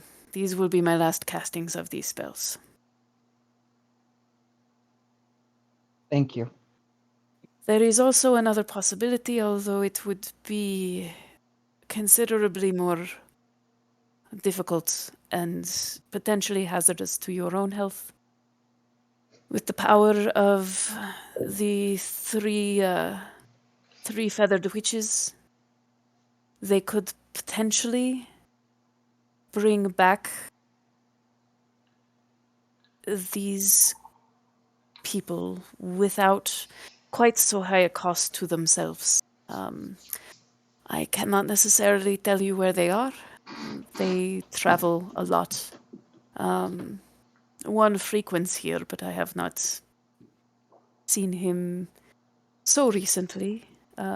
His tower was here recently, but he was not. If you wish to expedite the process, I am probably still your best bet. But that would be an option for some, if not all of them.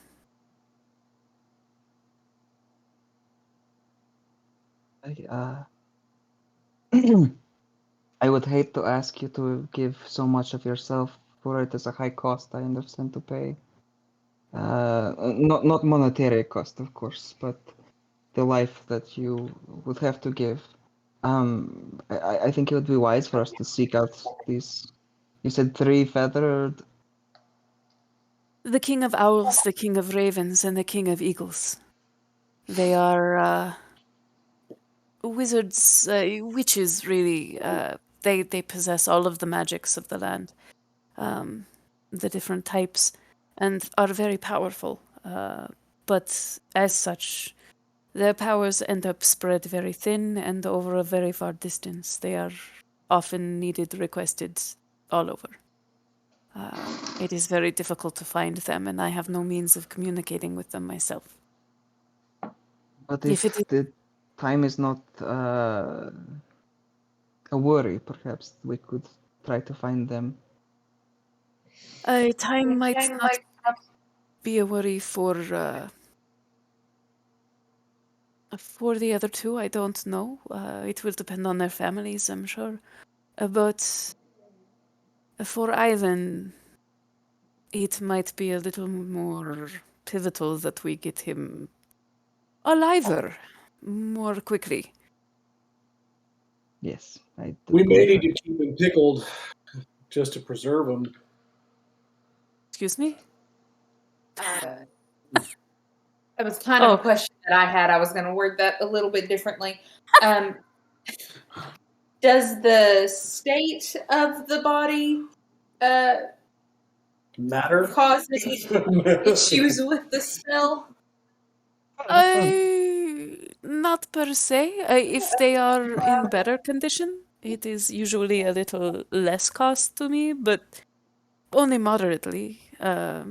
The little less of my power is asked to restore a fully intact body than not as what?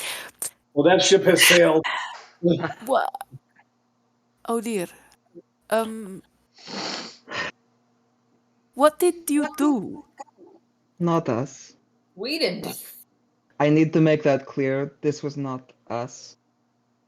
And Morg, feel Gaucher's- free to speak up anytime. Like, you're here too. You just weren't when we started, so I haven't like been remembering to ask for inputs. Gaucher, I just pointed at the dwarf. He did it. He's a gnome. Yeah, all these short people look the same. no. Gaucher sent his body to us as a message in a pickled barrel. I see.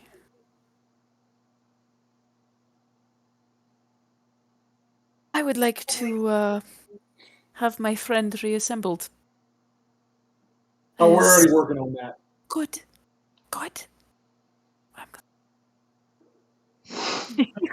Like, it's taking everything in her to not like combust right now. Very well. You find me the diamond. I have more work to do here. If you are able to procure that, then I will wake Ivan, and you can decide between now and then if you would wish for me to wake the others as well, or if you would prefer to find the other option available. The Crown Prince being pickled is definitely not a thing I wish to take time in correcting. Yeah. Yeah. And it obviously is not something that we want a ton of people to know. Mm-hmm. Yes. So Yes, that makes sense. I think everybody, because we're still like the automaton and stuff, they're still around, right? Yeah. Be like, so if everybody could just keep this conversation to themselves. Not a problem. Kessa looks to Eckhart. Love your enthusiasm, Paul. You do understand the order, Eckhart? And Eckhart just looks over. Affirmative, ma'am. He will be fine. And Bim, you will not have to worry about Bim. She just kind of looks over and nods. So, the diamonds, couldn't we just, I don't know, send word to the princess and just have them send us the diamonds? I mean, travel time alone would be difficult. But perhaps we could request some help with the payment thereof. I say we kill 2 princes with 1 barrel. And we send off for the diamonds, and then we go try to find the feather freak people, okay? And then maybe we can also go to, like, I don't know, a jeweler's, because not only can we maybe find diamonds there, but I've also got this stone here, and I pull out that polished stone of mine that I still don't know what this thing Oh, does. yeah. And maybe they might know. What is that? Where did you get that?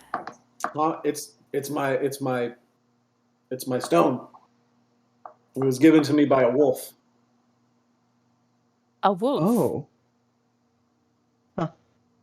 Huh?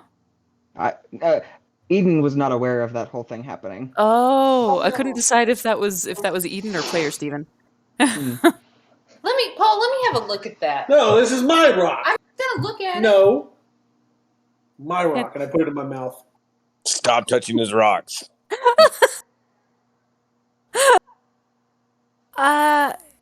If you would like, I could. Well, now I don't want to touch it. Never mind. I know what you're thinking. I will deal with it later. Don't worry. It was just a pretty rock. Now it is a pretty rock covered in your saliva. Perfect. That is fine. That is fine. This is good. Should it at some point be clean and you would wish for it to be identified for you, What do you mean let it's me clean? know. It's super clean. I just pull it out of my mouth. Of course it's clean. Can I? You have little like gold flakes. It's like a Your little bit of a tongue now. grill going on. I think that your orcish, half orcish. I think that your interestingly assembled friend was correct, and I should not touch your rocks. Careful.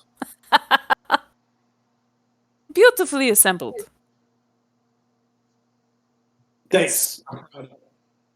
Yeah. Yes. I'm going to go back to work now and consider what I need to do later. Do contact me. You can reach me through here. Even if I am not here, they have ways of contacting me at home. Thank you. We will be as expedient as we can. Very good. We'll be quick too. Thank you. That too. Very good. She just kind of turns, and you can tell that she's not just shaken by the pure strangeness of all the things that just happened, but also generally speaking, like she's close to the royal family, so she's been struggling to hold her composure as far as like I can't keep a poker face to save my life, but she was struggling to keep from crying or showing some kind of a downtrodden emotion as you guys were having a conversation. So, and the more humanoid droid actually follows her back into the door to check on her. All right, so we go and we send a letter to the palace and maybe go see if we can find some diamonds and hunt down some of these other feather things, the feather dudes. What time is it? It's getting around lunchtime at this point. Like And go noonish. eat some lunch. Do you need a messenger? The other woman says. Can you do that? Do you guys do that service? Yes, we do a significant amount of business with the other I forgot what accent I used with her before, so I have no idea. We do a significant amount of business with the other continents, so it behooves us to have an expedient way to communicate with them. Yes. Sweet. Side note, I think during that last session we decided that we had a sending stone. You do. If you remember that or not, I have no idea. But It's in my bag, so yeah, you do have a sending stone if you think to use it. I think the only message that we need to have delivered would be to these wizards, if it is all possible. If they can be reached, we can try. Usually it helps to know where the person is, but we can at least send an exploratory and see. There's a chance that it might not reach, but we'll know. I don't know that we can ask any more than that. And she pulls out some parchment and like, what would you wish for me to how How would you like for me to word this?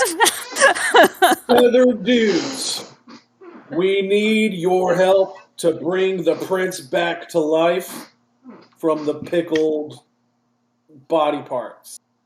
Not that. She pretends to write. Like, it's pretty obvious she's waiting for other people to tell her. But she just kind of pretends to write it down. Be quick or else. Stop. Stop what? Does anyone Do we else know- have anything to add? Please. I guess, Anybody, what are we? please. Bring. No, I'm trying to think of a word. What word? Like What is the word like? English. we're not we're a group, like Adventurers? adventure. Troop? Okay, a troop seeking audience on behalf of the crown. Yeah, We'll trade Mhm. pickled prince for diamonds. That's another one she pretends to write down.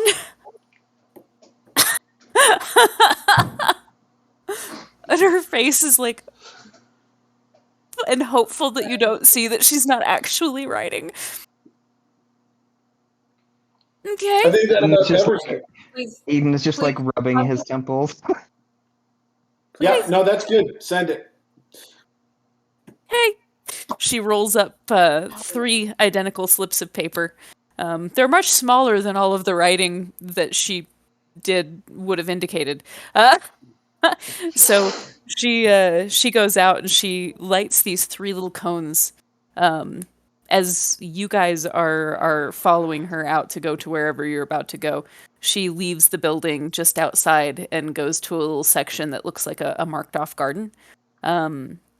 And you can see her still very visibly from there, but she stands in the middle of the circle of plant life and lights these 3 little cones of incense.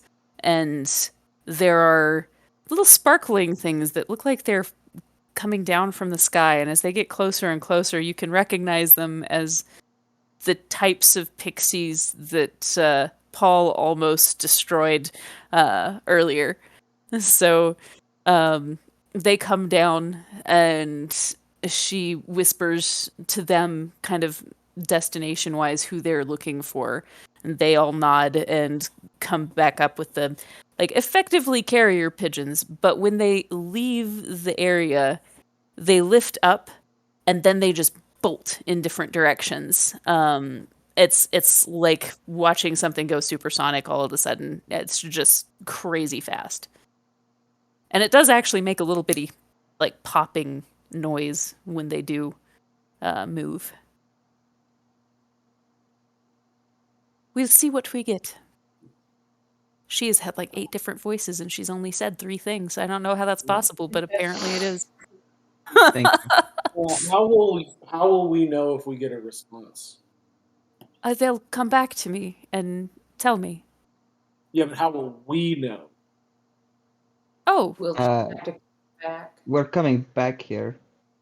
I would assume, right? Really? They don't even have food here. Okay. Do you need to go get some lunch? Yeah. Okay. I guess let's go get some lunch and figure out what we're gonna do next. Perhaps would you mind bringing me lunch in the Venetian market? I will go ahead. This is going to be expensive. I will go ahead and go play a few more sets. Why is it going to be expensive? Well, Because I think we're going to have to front the money and have the crown pay us back, right? Why don't we just go to a jeweler's and just take the diamonds? because we can't do that because then we would be criminals. Yeah, but we'll give them money back. Yeah, but they don't know that.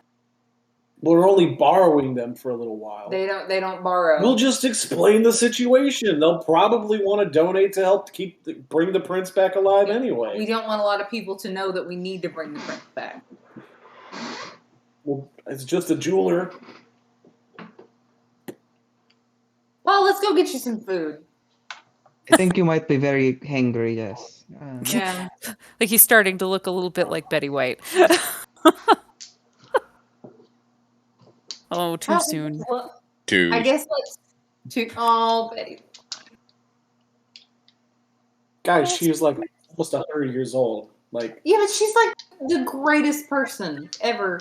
Anybody could have lived forever. I kind of wish it would have been Betty White. I mean, she's pretty epic. You gotta admit, she's pretty epic. I mean, she's cool. The Little Rock Zoo named a penguin after her. That's Oh, awesome. Betty White the penguin. That's cute. Betty White the penguin. So I guess let's go kind of to the area, Eden, that you're wanting to perform in, and we'll find a tavern, and we'll get you some food. We'll feed Paul. Thank you. Yes, the Vanishing Markets, nearby where we were before. Okay. Figure out what we're going to do from here. Congratulations, Teffin and Thea. You are now accompanying 2 barbarians that are, barbarians. As soon as we leave here, I'm headed back to the inn to get the wagon. I'm going to go take the wagon and set up in the Vanishing Market. Oh, okay. So, Thea, congratulations. I'm going to let the side down, and I'm going to start doing glass blowing to try and sell my wares and make a little extra money as well. Okay, roll me whatever check that would work out being performance. What were we calling that before? Like whatever your proficiency would be, tinker tools, whatever. Well, for this it'd be glass blowers tools. Oh, okay, sure. And then it's just a matter of which stat you want me to use with that. What's your used stat for artificer? Intelligence? Yes. Because that would make sense. So do the intelligence with your proficiency. Okay. Cool. That gives me a +7. Oh, we lost a Steven. We did lose a Steven. There he is. You're muted. Steve. Turning off my camera for just a second. I'll be right back. Okay.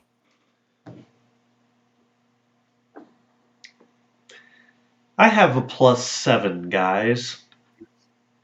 I rolled a 5 +7 for a total of 12. That sucks. It's better than some people's that are selling their stuff, but it's worse than a lot of people's. Like, you're still getting, like, as long as you're not trying to sell it for a whole hell of a lot, you're doing okay. It's not terrible. Let's see here. Okay, so you're doing that. So our 2 barbarians and our Thea, where are you guys headed? What you want to pull up the map, Keith, in case they want to see? I can try. The last time I tried to pull this up, it killed my Gotcha. Discord. To me, it's wherever's closest, essentially. Like, wherever's the closest, like, tavern to get something to eat. Okay. Well, but I want to take us to where, like, and Teffin are trying to round up some money. So we're all in the general area. So just to give you guys an idea, this is the Temple of Life and Death. This is the Corridor of the Gods, where we just met Kessa. This is the inn. This is the Vanishing Market. Okay. So if you scroll down, if she is looking for places that are very close by, you see that town square there just below where you guys are? Yeah, that one? That one there? There are, like, all of those little areas there that have squares in front of them. Most of those are, like, little cafes and things like that. I've got a long list somewhere of all of the names of those places, and I can't find it. So, but yeah, those are little restaurant-y areas. Okay. So is the Vanishing Market, like, just for selling goods and...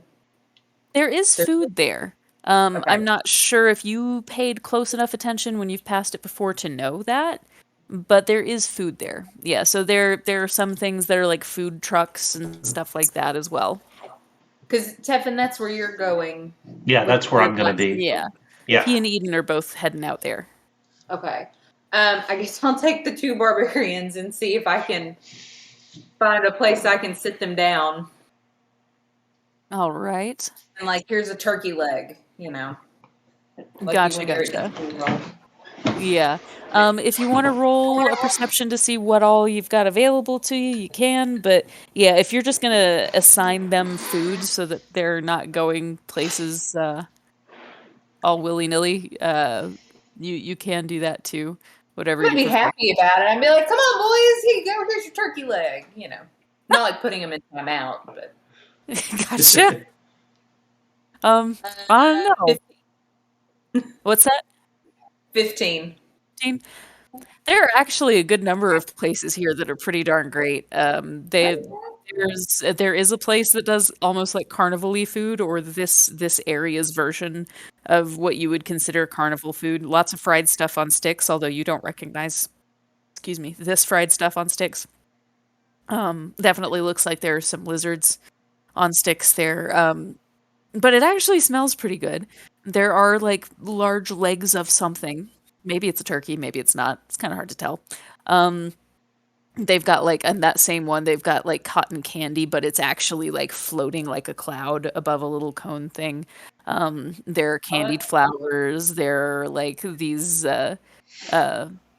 savory bombs that look like they're labeled as bombs, and it looks like little fried bits of dough with a... Bombs. What was that, Jeff? Say bongs? Bomb. Bombs. Flavored bomb. Flavored bongs. They are selling vapes. Yep, they're selling vapes there. But there's like a little, they look like they're shaped like the Mario bombs almost. But they have strange things in them that are supposed to like kind of create different effects. There's a place that looks much more upscale that sells something that looks a little bit more like crepes. But it's got all kinds of really good stuff in it that you've not seen before. There are several different places that you can identify, like a weird otherworldly pizza. Many options to choose from. Meat. Meat. Big thing. Big hunk of meat. He's getting the leg. You're not sure what it's a leg of, but it's a leg. What do you want?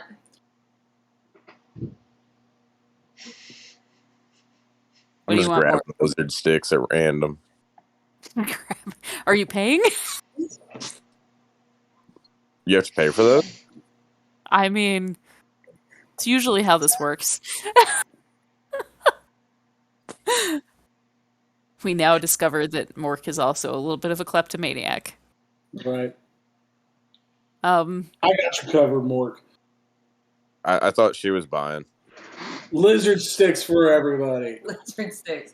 All right, so I'll buy a leg of something, like 5 lizards on a stick, and some sandwichy burrito, portable, easy to eat food for Teffin and Eden. They're probably going to really appreciate that. I mean, the stuff that you're getting is good. The lizards on a stick are actually reasonably tasty, but I just can imagine Eden seeing that and being like, "Ooh." So yeah, that's probably wise. So yeah, everybody's able to get their food and go through and have their meal. Teffin, go ahead and roll me a d20.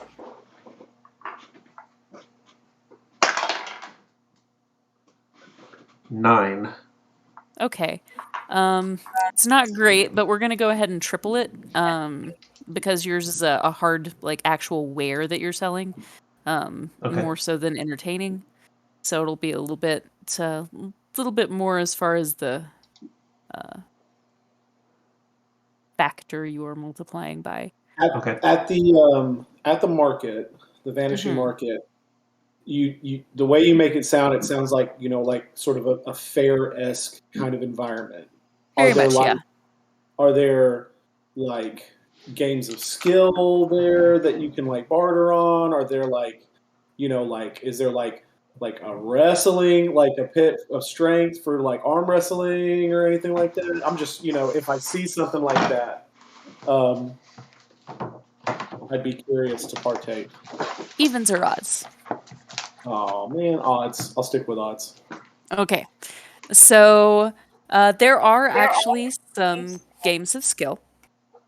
There is. Let me pull something out of my butt. Uh, so there is a That's a weird strength. game. Yep. There's Interesting game a. of skill. Lizard on a stick.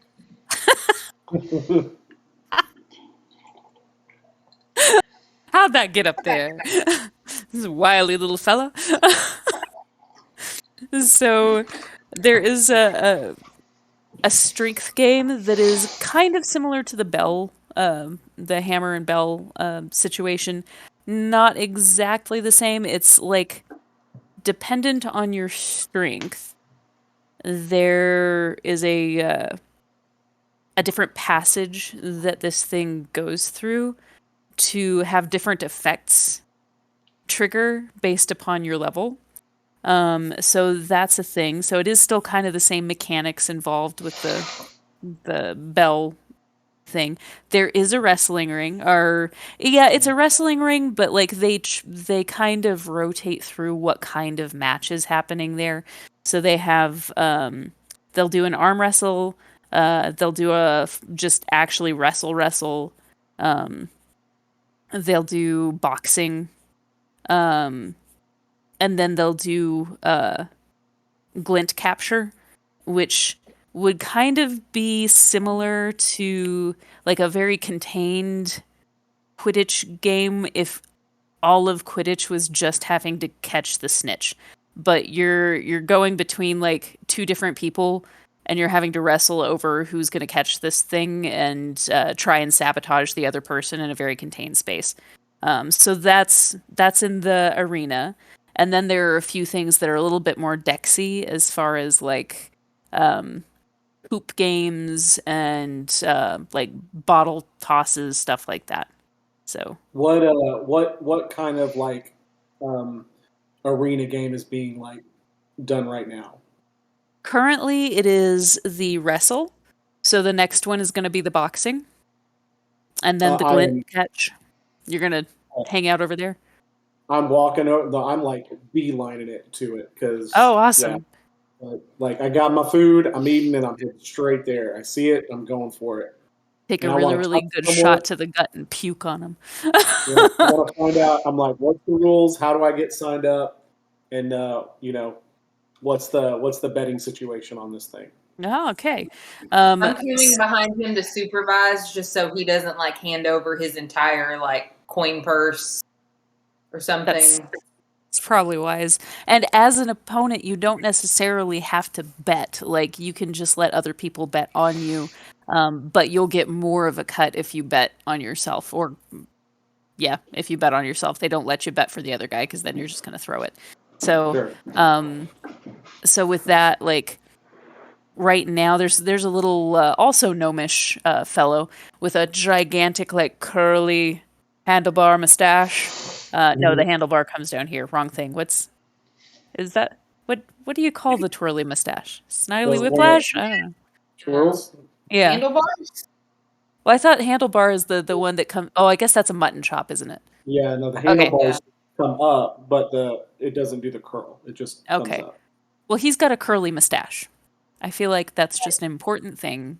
It's a very important feature on his face. So he's got like a handlebar mustache that has the little curly Q on the end there, and like it doesn't look like he has any kind of mouth at all until he talks because it's just long enough and he's just small enough that it's just like his mustache shakes as he talks.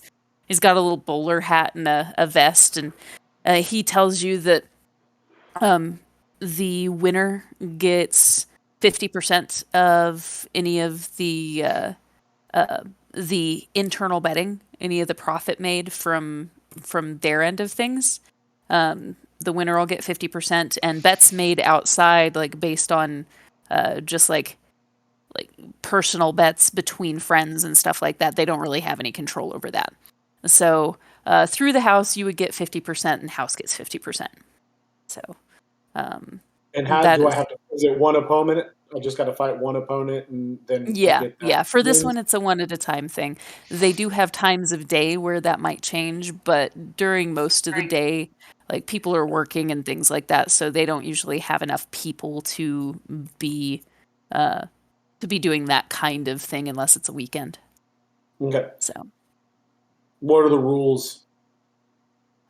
so think for this kind of wrestling, it would be almost your traditional high school wrestling rules. Your I don't actually know what those are right now because Sure. I've not done high school wrestling. But if you think like, You have to pin them. yeah, there you go. I was like, we've got a person for that. So you've got to pin them. Do they do submission in that too, Not or in is high that school just wrestling. MMA? Yeah, it's MMA. Okay, actually, I feel like this would probably lean more MMA then. Okay. So. Well, if this is MMA, yeah, I'm definitely signing up. Well, MMA for the grapple. So it's like no standing anything, but it's pin and submission. So if you No get somebody strike. into a what's that? So like no striking, no like Yeah, punching. yeah. No punching, anything like that. It's still that kind of wrestling match. When So is the punching allowed? well, boxing is immediately following this particular I'm gonna competition. sign up for the boxing. Okay, so you're waiting for the boxing. Okay. I want. Yeah. Mork, are you participating in this endeavor? Does this seem like a Mork?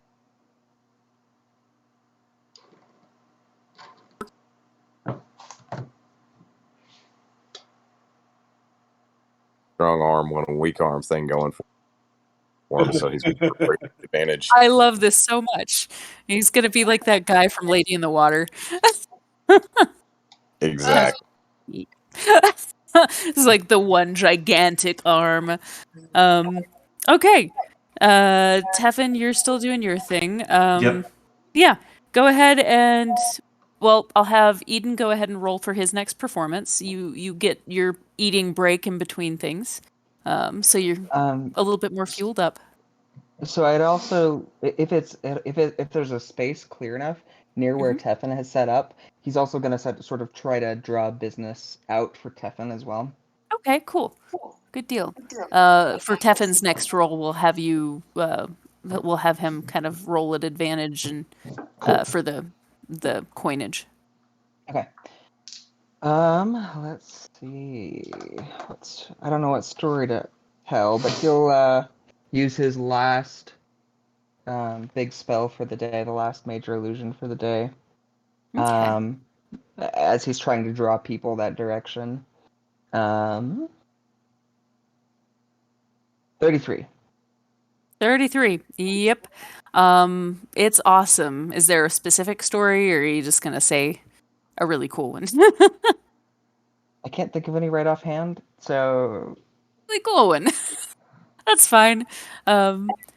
So you managed to You could tell do him a an ditty amazing about Jack and performance. Diane. There you go. Little ditty I don't know about why Jack that and just popped in my head. Diane. I mean, why not? Why not? This is a very impressive show, and it does quite a job for all of the little surrounding carts and whatnot. You end up go ahead and roll me your D100. okay. X 80. Then did I have you double that? Okay. Yeah. 80. Okay. Awesome. 160. Good deal. Actually, go ahead and add another 50 to that for the lunch crowd. Oh, okay. 210. That was just an arbitrary number that I pulled out of nowhere, but it seems appropriate for the crowd of people that would have gathered right there. So, Makes sense. so yeah. So we'll go cycle back around to where our wrestlers are. go ahead for the boxing. Let me go ahead and make up some really quick stats here for your opponent.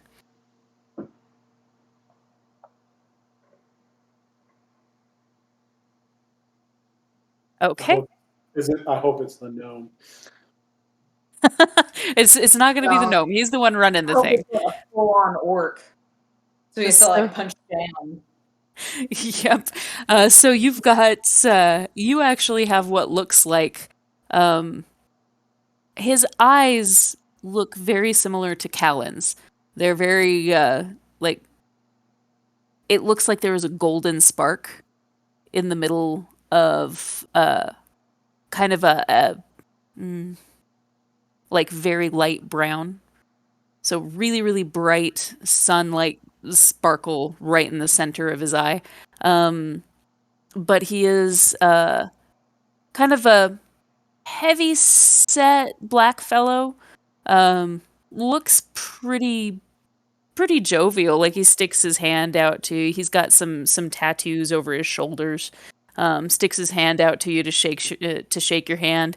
Kind of takes his shirt off so that it doesn't get dirty or anything like that. Wouldn't want your shirt to get dirty. You know, he might have to go back to work after this. You don't know. It's easier to clean blood off your skin than it is your shirt when you go back to work and have to deal with your boss. So go ahead and roll me initiative first. We'll see who's gonna hit.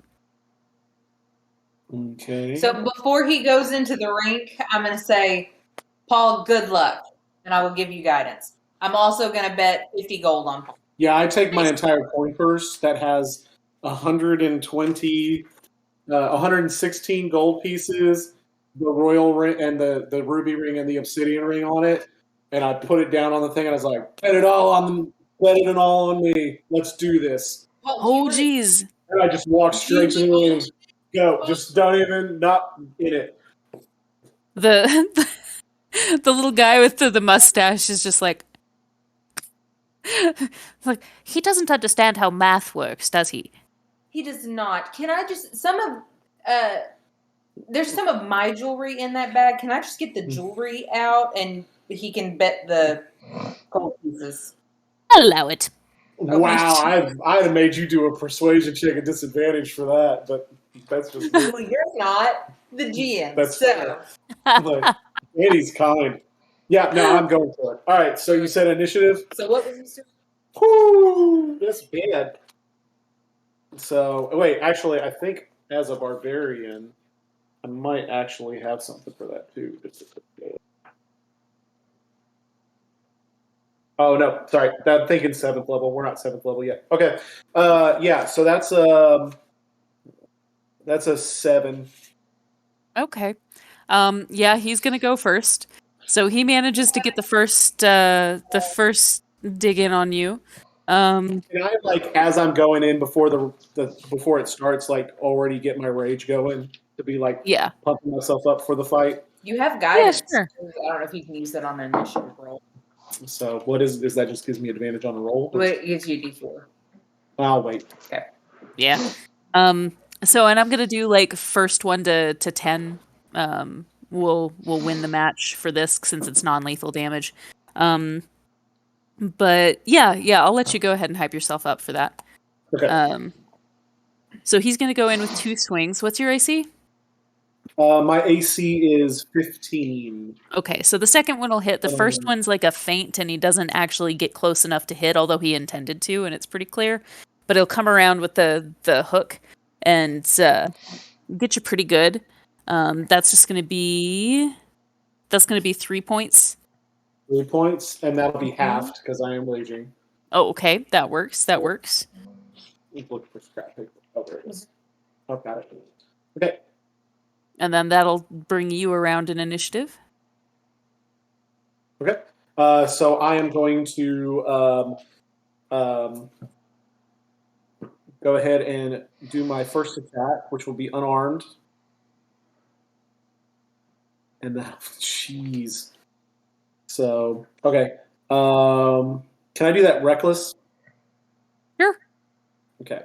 this tiny thing just like Oh, swinging away on boy. this great big guy. Oh, golly. Would you like any of my notes that you made fun of earlier? No. 8, 9, 12. Guidance. 8. So would 14 hit? 14 will not hit. Ooh, he's tough. He's a tough guy. Okay. Yeah, he's got a extra attack. 16 AC.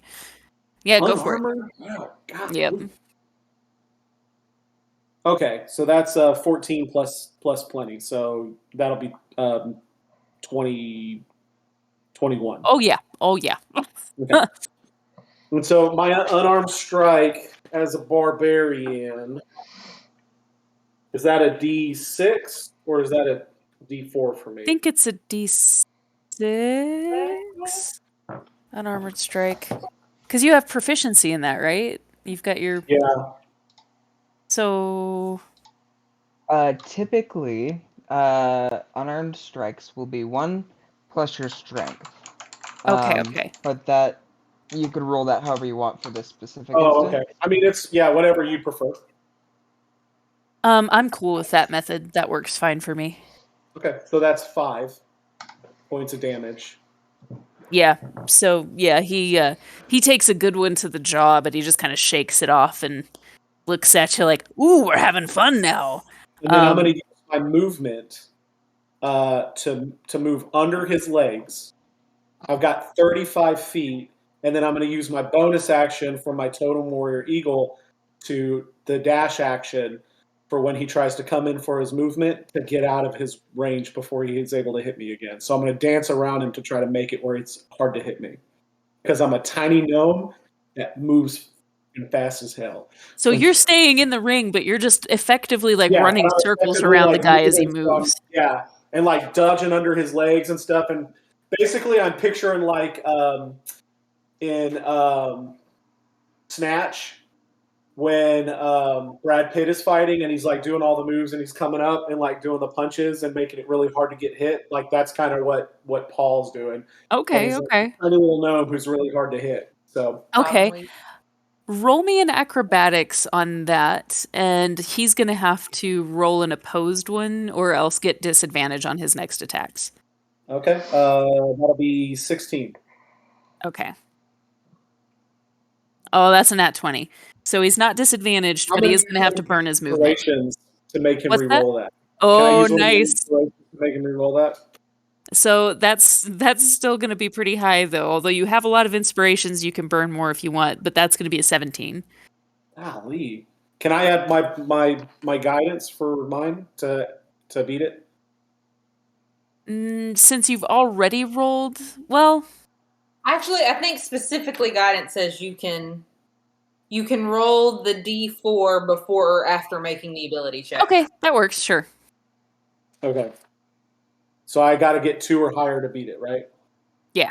Well, little one. Hey, that's a 4. Okay, so that makes it 20. Nice. Okay. So that's going to impose disadvantage on his next 2 attacks. He's burning his movement to try and chase this gnome around this ring. And I'm glad that that's still going to hit. That one, however, is not. So he manages to catch you once.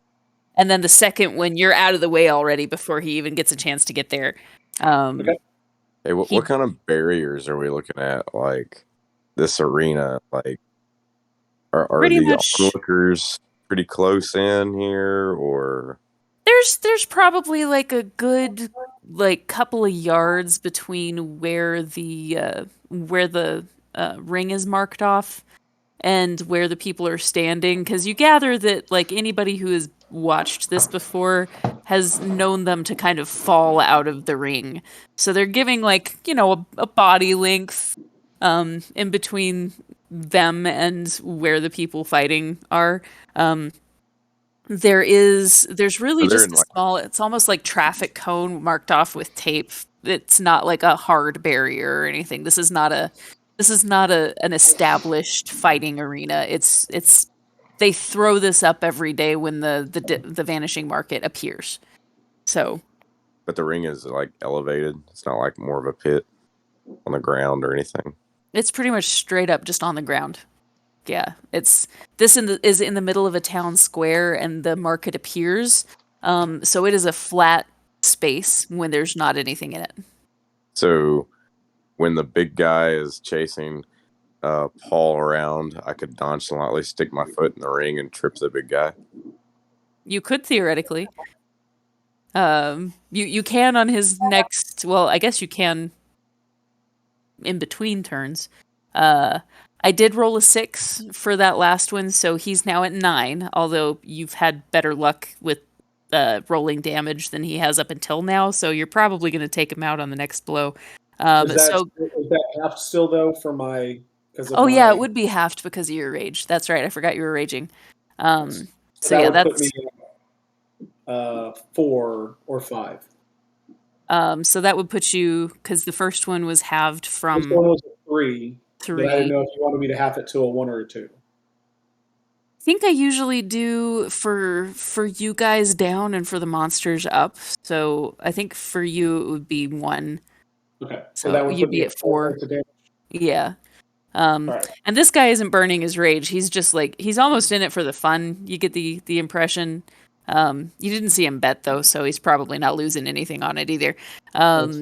So Jeff, first off, roll me. I guess that would be a sleight of foot check, a sleight of hand. If you have your sheet there, that's in your skill check block.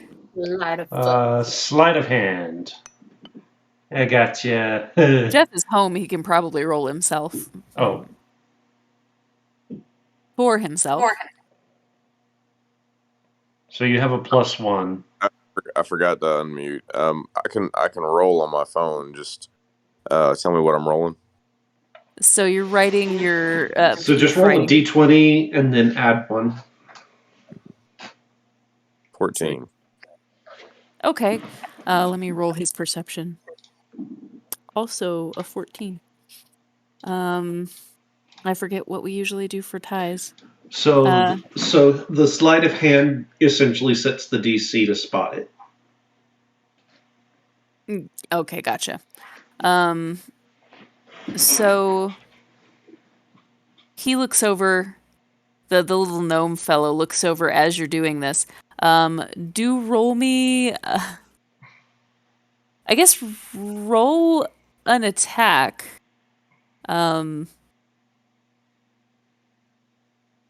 And I guess it would be an unarmored attack?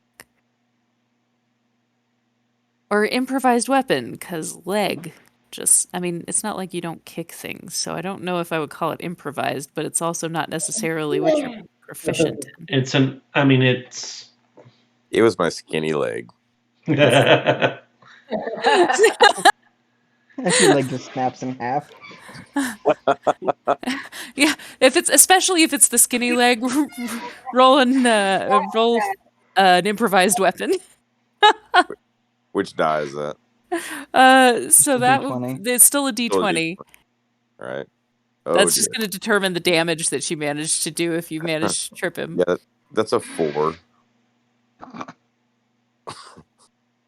So he kind of like thinks about hitting that foot, and he catches it really, really quickly and rights himself, and keeps from actually touching it at all. And he just turns around, and he's been pretty jovial about this whole thing until now, but he turns around and looks at you and just like barks at you, like, "The hell are you doing?" And then turns his attention back to Paul, whose turn it is now, as the gnome points towards you, Jeff, and 2 large men come from the crowd, descending in towards you. We'll handle that in a minute. Paul.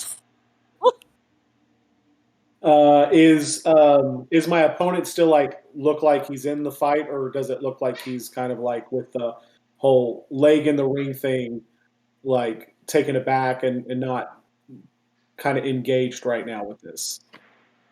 He's feeling it, definitely. he's not really backing away and disengaging, but he's also not as enthusiastic as he was before those hits. I look at like, well, I guess I should do. I guess let me roll a perception check to see if I even noticed the foot. Should I look at that, or would I have like noticed his reaction and seen it go down? Sure, go ahead and roll a perception. Okay, that's not great. That's a 6. Actually, I'm going to say this is probably, like, you fight. Well, you are raging, though, so you're not going to be overly perceptive anyway, so. Sure. So, yeah, we'll go ahead and let that lie. I was about to say, like, if you weren't raging, I would probably give it to you as something that you just saw because you're aware of the fight. But if you're raging, I feel like the actual, like, idea of raging is that you're only paying attention to... Yeah. Nope, that makes sense. Okay. Yeah, so I'm just going to move in for my next round of attack. So I'm going to reckless attack. Golly. Natural 20. Oh, yeah. Oh, yeah. I don't roll any dice on this stuff, so I don't have any dice to double. So it's still 5 points. Okay. But, You knock him really, really good in the jaw, and you kind of see him spin around a little bit. And he doesn't go, like, fully out, but he does spin around and, like, hit the ground, and his eyes are, like, doing this thing, searching for the Tweety birds above him for a second. And they do count him down, even though he's not, like, fully unconscious. He has definitely felt it enough that he's not standing up right away, and he gets counted out. So the little gnome hops into the ring while this other scene is about to unfold over here with Crom, or Mork rather, and comes over and like holds your hand up, winner, and you end up collecting, like, you get your bag back, and then on top of that, you end up winning about 123 gold. We'll just say 123 gold. Like, okay. People were looking for almost disaster porn with this because there was a great big guy fighting a little bitty gnome, and they, I don't think they were disappointed in how this worked out. I feel like it was not what they expected, but yeah, it was a decent win. So yeah, good job. Now, Mork. From the back of the crowd, there are 2 large men dressed similarly to the dwarf, only, much larger clothing, that come up. One of them taps you on the big shoulders. It's like, excuse me, sir, we're gonna have to ask you to leave. What's that? You wanted to arm wrestle? No, sir, we're gonna have to ask you to leave. And the other guy kind of puts his arm underneath your skinny arm. And the other fellow just kind of puts his hand on your big shoulder. And was like, cheating is not allowed here. Are you gonna make this easy or hard?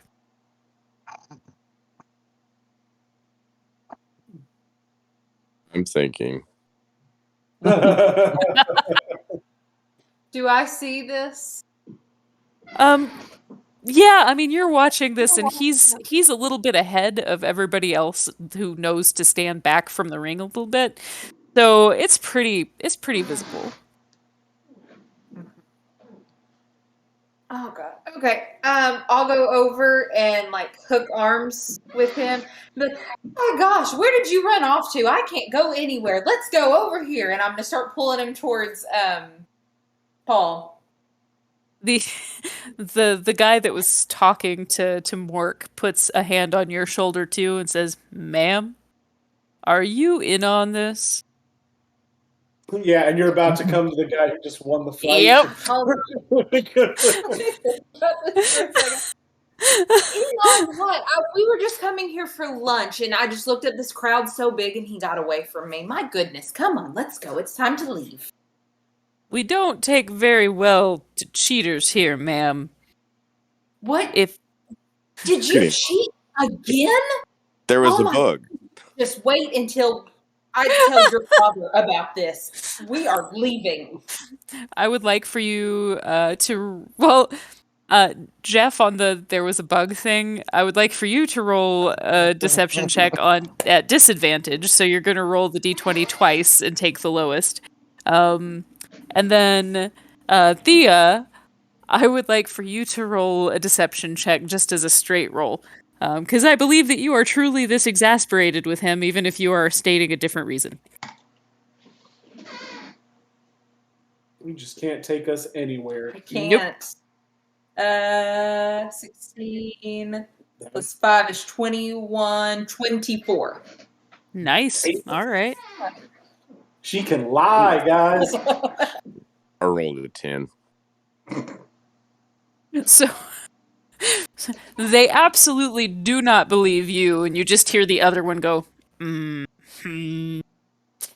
But the bigger guy looks over at you and then like looks back to Thea, and then looks from Thea over to Paul, since she had just pointed that out that she was gonna head over there. Well, ma'am, see to it that it doesn't happen again, or we will have to make sure that you're not allowed to participate in any of the events in this arena. Absolutely. I'm so sorry. Y'all have a wonderful day. Let's go. And I'm giving Off you the like hook. eyes that where it's like you're terrified because you know you fucked up when your mom gives you these eyes. Let's go. I really enjoy that Thea handles things like with exasperation, and Tevin always tries to like avoid it, and It's like, Eden I'm always just- just sort of watches. Like you kind of got the parents and the uncle of the group. Like, I love that. So yeah, the Listen, next the day will come when Thea just says, "I'm done. Have it." just way too much trouble. Way too much trouble. So Mork, are you going to attempt to get into the arena for the arm wrestling? I mean, if they're still going to allow me. So I will allow you to try and make a persuasion check. You can have assistance by somebody else if you would like.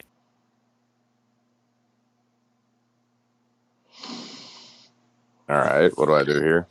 So roll your d20, and if you've got your character sheet for Mork in front of you, you're going to add the persuasion, which you probably don't have any. Yeah, Oh, it's a +0, so it's just a straight roll. So it's just a straight roll. Just roll a d20.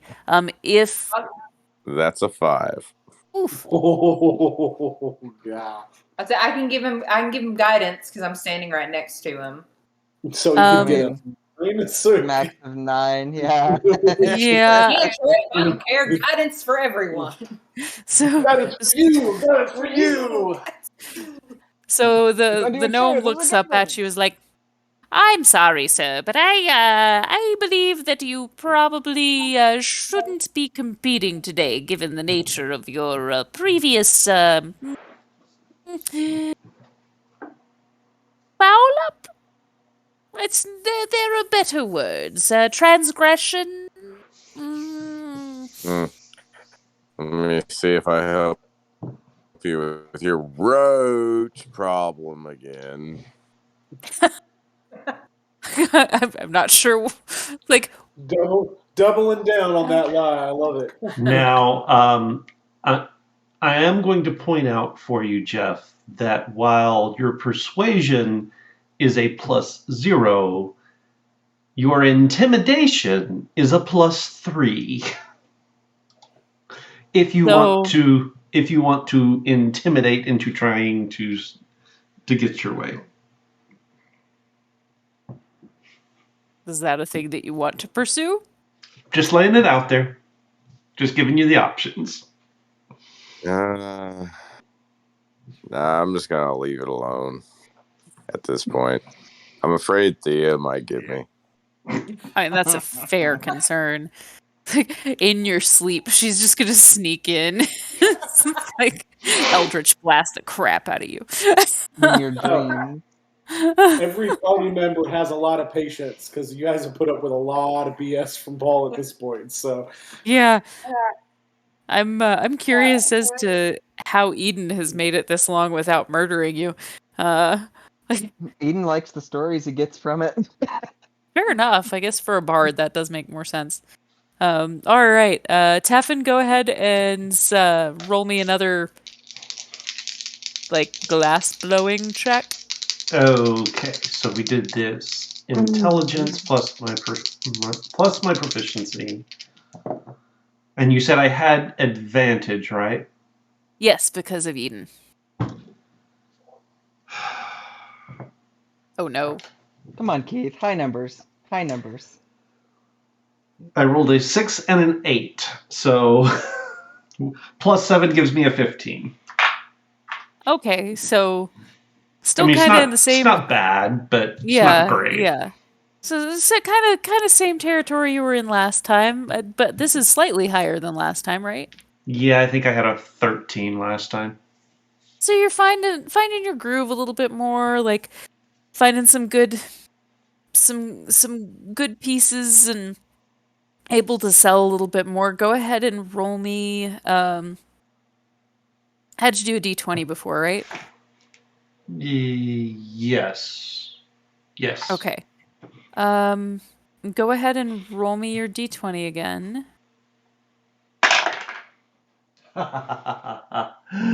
Natural 20. Nice. You're gonna triple that. Okay. Nice. So that'll be another 60. Good. All right. All right. And we can kind of go in this cycle for one more, and then I will judge based upon how you're doing in this cycle. You can tell me how long you're out here, and we'll Okay. kind of take an average of how things are going for you and apply that to your day. Oh, okay. So back to Eden, who is doing So his in storyish my- thing. In my people watching here, while I was eating and taking a set break, have there been any common female names? Like any that I've heard maybe more than once from multiple people? It's a cool thing. So yeah, there would be like a couple of different female names that you've heard more than once for different people. Now I have to decide what those names are going to be. Sorry. Let's. If No, any of that's them are one syllable particularly, that's what he's looking for. so you do hear, and you imagine that this has been shortened. So this is an abbreviation for several different things, but you hear L a lot. Okay. Not a lot, but more frequently than other things. And the other one is not a one single name, one syllable name. But you do hear the name.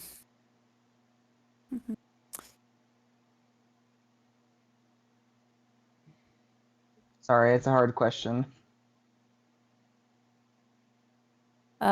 Rainy. That's something that Critical Role used at some point, isn't it? I mean, I guess I don't mean, have to care. This is it doesn't matter. Use it too. It's a name. Yeah. sure. Rainy. Okay. We'll probably go with L, just because it's one syllable. So he's going to sing a song about a boy named L. Like a boy named Sue. I like it. Mhm. That's not what I thought you were gonna do, but okay. Alrighty. What you got? All right, let's roll this here. And I'm going to use another Bardic Inspiration. That should be the last one, I think. Yeah. All right, 33. Nice. All right.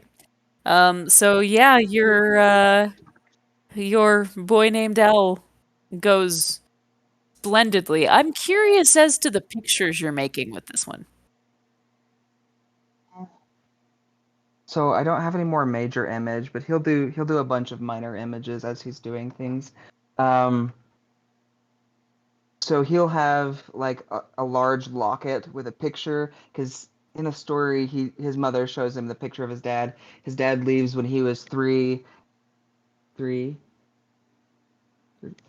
and she shows him the picture of his dad, and so he gets in lots of fights, and so he'll have like small figures fighting and stuff, and one of them looks suspiciously like Paul.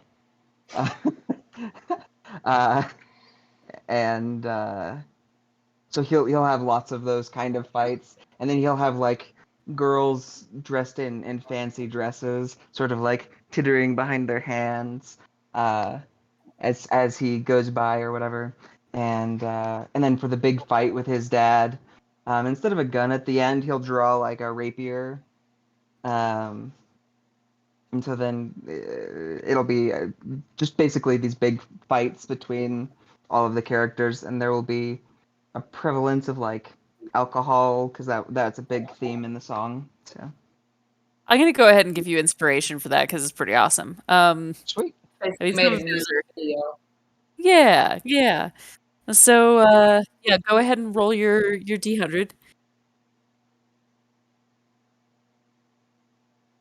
Hell, you might end up with your 1,000 gold today. 65 Yep. So go ahead and double that. should be 130. Okay. Good deal. And then back around to the arena. So there are a few different opportunities. Like if you want to do the arm wrestle, you can, Paul. If you want to just do the boxing, you can. If you want to try the glint catching, you can. If you wanted to try the strength things, the kind of bell hammer thing, there are options. The only thing that's going to be a monetary prize is if you straight up like hit the top tier. But yeah, like what are you doing? No, I really wanted to fight something. Like I wasn't doing it just for the money. It was legitimately I just needed to beat the crap out of something because I haven't Oh, done it okay. in a while. Are you gonna do any more of it? Nope, I got my fix. I guess we'll go back, and I'm ready to get this mission going and try to, kill Cochet.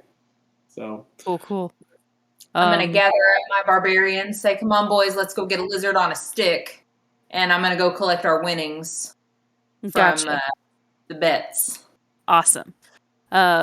So in addition to you taking what you ended up getting, Paul, like you won that. Who put personal money in? Did you also you bet 50, right? Okay, Mhm. so he got his earnings and the overage from the 50%. Will also come out with this. So you would end up getting about, let's see, I told you 120-ish Mhm. for your half. So you guys would end up, I'm not going to math this super hard. Let's say you end up with like an extra 20 gold on top of that. So you get your 50 back plus your 20. Plus 20. Okay, Yeah. perfect. I know that the math on that is all kinds of wonky, but I don't bet enough and it's late enough that I'm not going to be good at that math. So we're just going to make up numbers and call it good. Sure. Well, the house has to take their cut too, That's right? fair. So Yep. House doesn't definitely take some. I'm gonna go buy my barbarians a lizard on a stick. Barbarians, you're being fed again. Because, keeping you all's happy is allowed. good. Oh, Mork, would you like to do the strength hammer test thing? That's a thing that you're not banned from doing. He might have fallen asleep again on us. I can't tell this time because I can't see his camera. If you are responding, you are muted. Yep, he might be asleep. This is a little past his bedtime. Oh, nope, he's there. What happened? He's Oh, alive. I, I was asking if you wanted to if you wanted to do the like hammer strength test, since you've kind of been banned from the arena for Oh the yeah, day. Okay. we, Um, we are so gonna do that with my all good arm, right. of course. Yeah, with the good arm. I mean, the other one's just going to be a support arm. It's fine. Take the strong hand. So go ahead and roll me. What's Crom's or Morg's strength? So I'll do the same thing when he's So- walking up. I'll put my shoulder and say, or my hand on his shoulder and say, "Good luck," and I'll give him guidance. Okay, cool. So if it's an athletics roll, it's a +7. Nice, which it will be. So it's +7, and then Thea, that's a +4. It's Wait, he rolled. He rolls an extra D4. Okay. yes. So it's a D20 plus a D4 +7. Okay, cool. So go ahead and roll your D20, Jeff. Okay, and then a D4, Yep. Uh-huh. and then add 7. Then add Uh-huh. 7.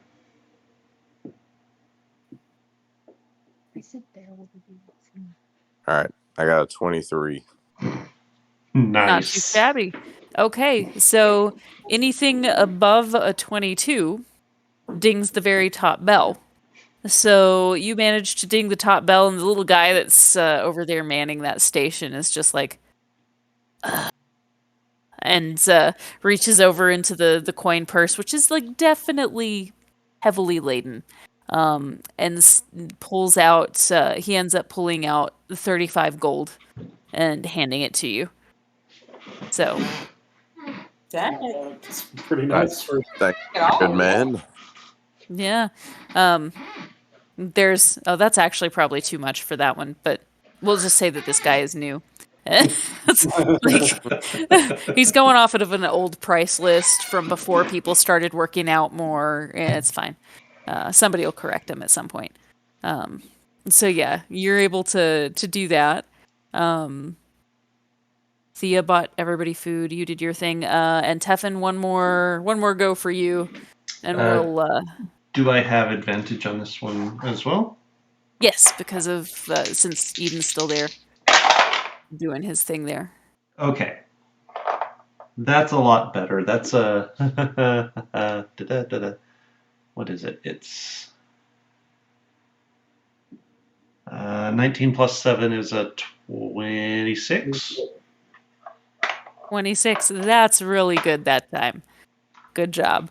Yeah, so you've got a significant number more now of really high quality pieces coming out, and you feel pretty confident in this. got his Go ahead. rule.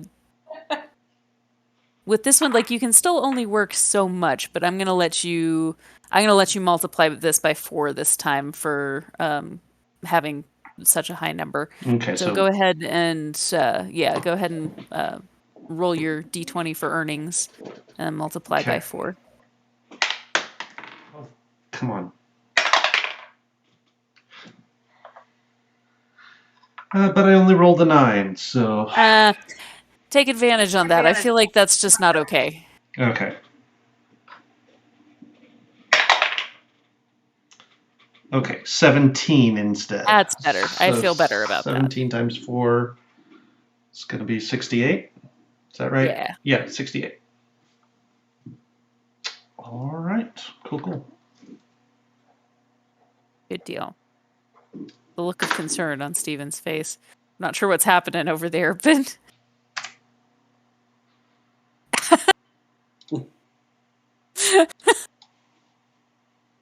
So are we needing that and getting ready to pull our resources and Okay. what's the next step? I will go ahead and say that throughout the course of the day, like that kind of set the tone for the rest of any performances and stuff like that you guys did.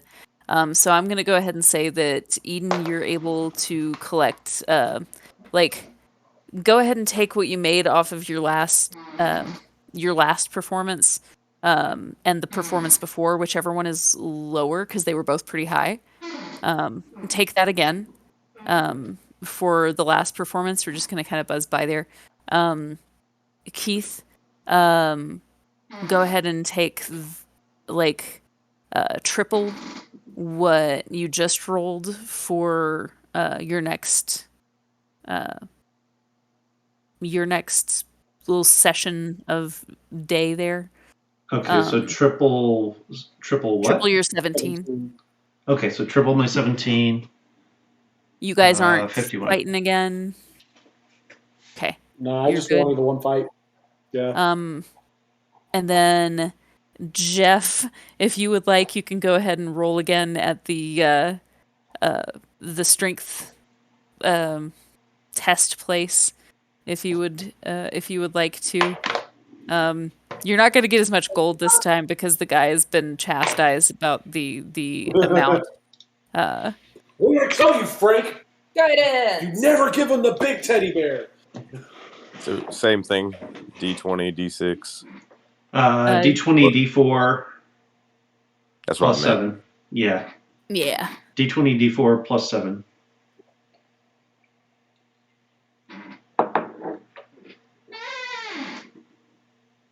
D20. Oh, hang on. I forgot to clear out my last roll. D20. Oh. 49. Before too. It just sends the little bell thing all the way through the top. I apparently decided to use my weak arm this time because I got a 15. Ooh. Right. So it goes up a bit. It doesn't go nearly as high, but it still goes up to what would be considered like respectable levels. It because of the path that it takes once it starts to kind of slow down its trajectory, like that opens a little channel that comes to the side, and it hits a little kind of canister there that bursts into kind of like a confetti of purple and pink, and there's something sitting inside of it. So he pulls it out, and it is it's sorry, can't brain. An elixir, there we go. I could have just said potion. But yeah, it's Tamagotchi. It's an elixir, and he tells you that this is an elixir of euphoria. So it doesn't impact you so much that you cannot function as you normally would, but it provides a sense of passion and not passion. I'm sorry. A sense of, geez, what is it that I'm trying to say? This guy, Ecstasy. He's got Molly, is what you're telling us? I don't know why the word passion even came out of my mouth. Like, that was not the word I was looking for at all. But there it is. Right, we're gonna rage later, guys. Woo! It's LSD. It kind of, although I guess it sort of is. It provides a sense of joy and excitement. Think more. Yeah, there you go. It's Xanax. It's Xanax. It's effectively that. So, in the presence of anybody having an anxiety attack or anything like that, probably great and helpful. I'll create some stats for that one since I didn't actually. I made these little things up on the fly when Paul asked about it because I hadn't really thought about that, but I thought it was a good idea. So I'll make up stats for this, and it'll give you some small buff to something for a limited time. This will be fun later. I am so going to get high right in the middle of combat. It'll work out. It's fine. This is fine. Guys, where are we all fighting each other? We just get along, man. There's so many better things we could do. I smell color. Yep. That's awesome. So yeah, it's a pretty productive day as far as that goes. And now that you've kind of you've been here for a while, you're starting to get a little bit tired. What would you care to do? I would like to go I mean, if you guys are down for it, I think it would be a good idea at least to go to like a jeweler shop just to kind of see if there's available in town, or at least let them know, hey, we're in the market for some diamonds, and see if we can at least, get that figured out. Plus, I want to know what my polished stone is. One, for me, once the crowd starts to sort of thin down, I'll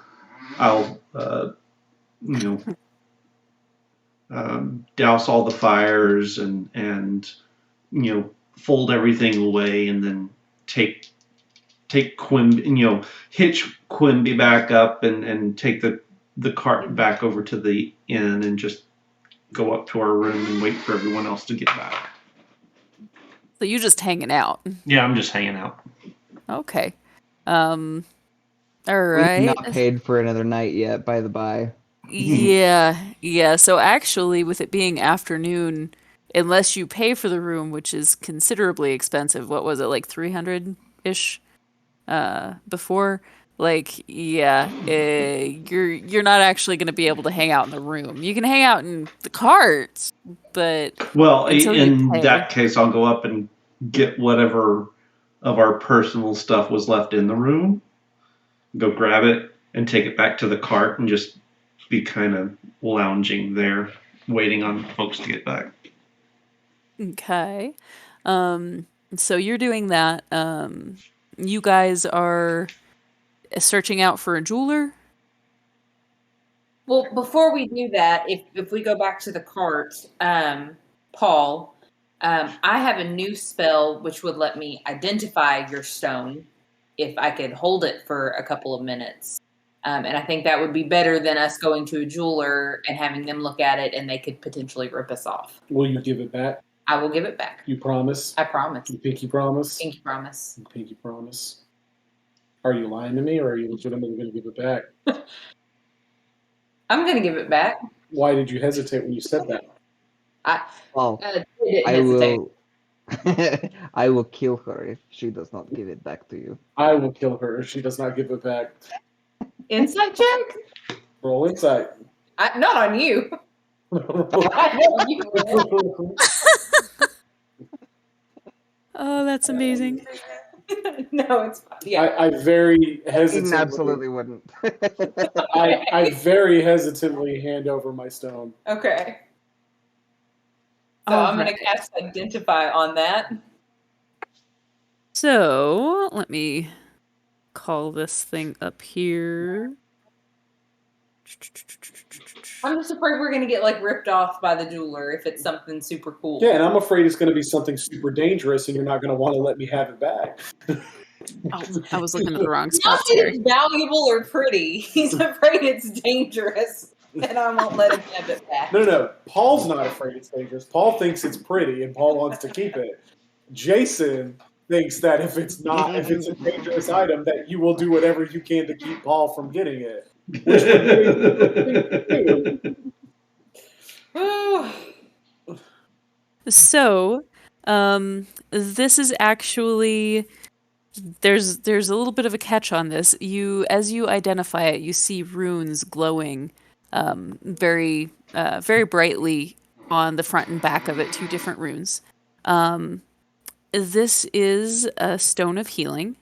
Once a day, you can utilize it to effectively cast mass cure wounds for everyone. It is not does not discern, so you want to make sure that your foes are not in the diameter as well.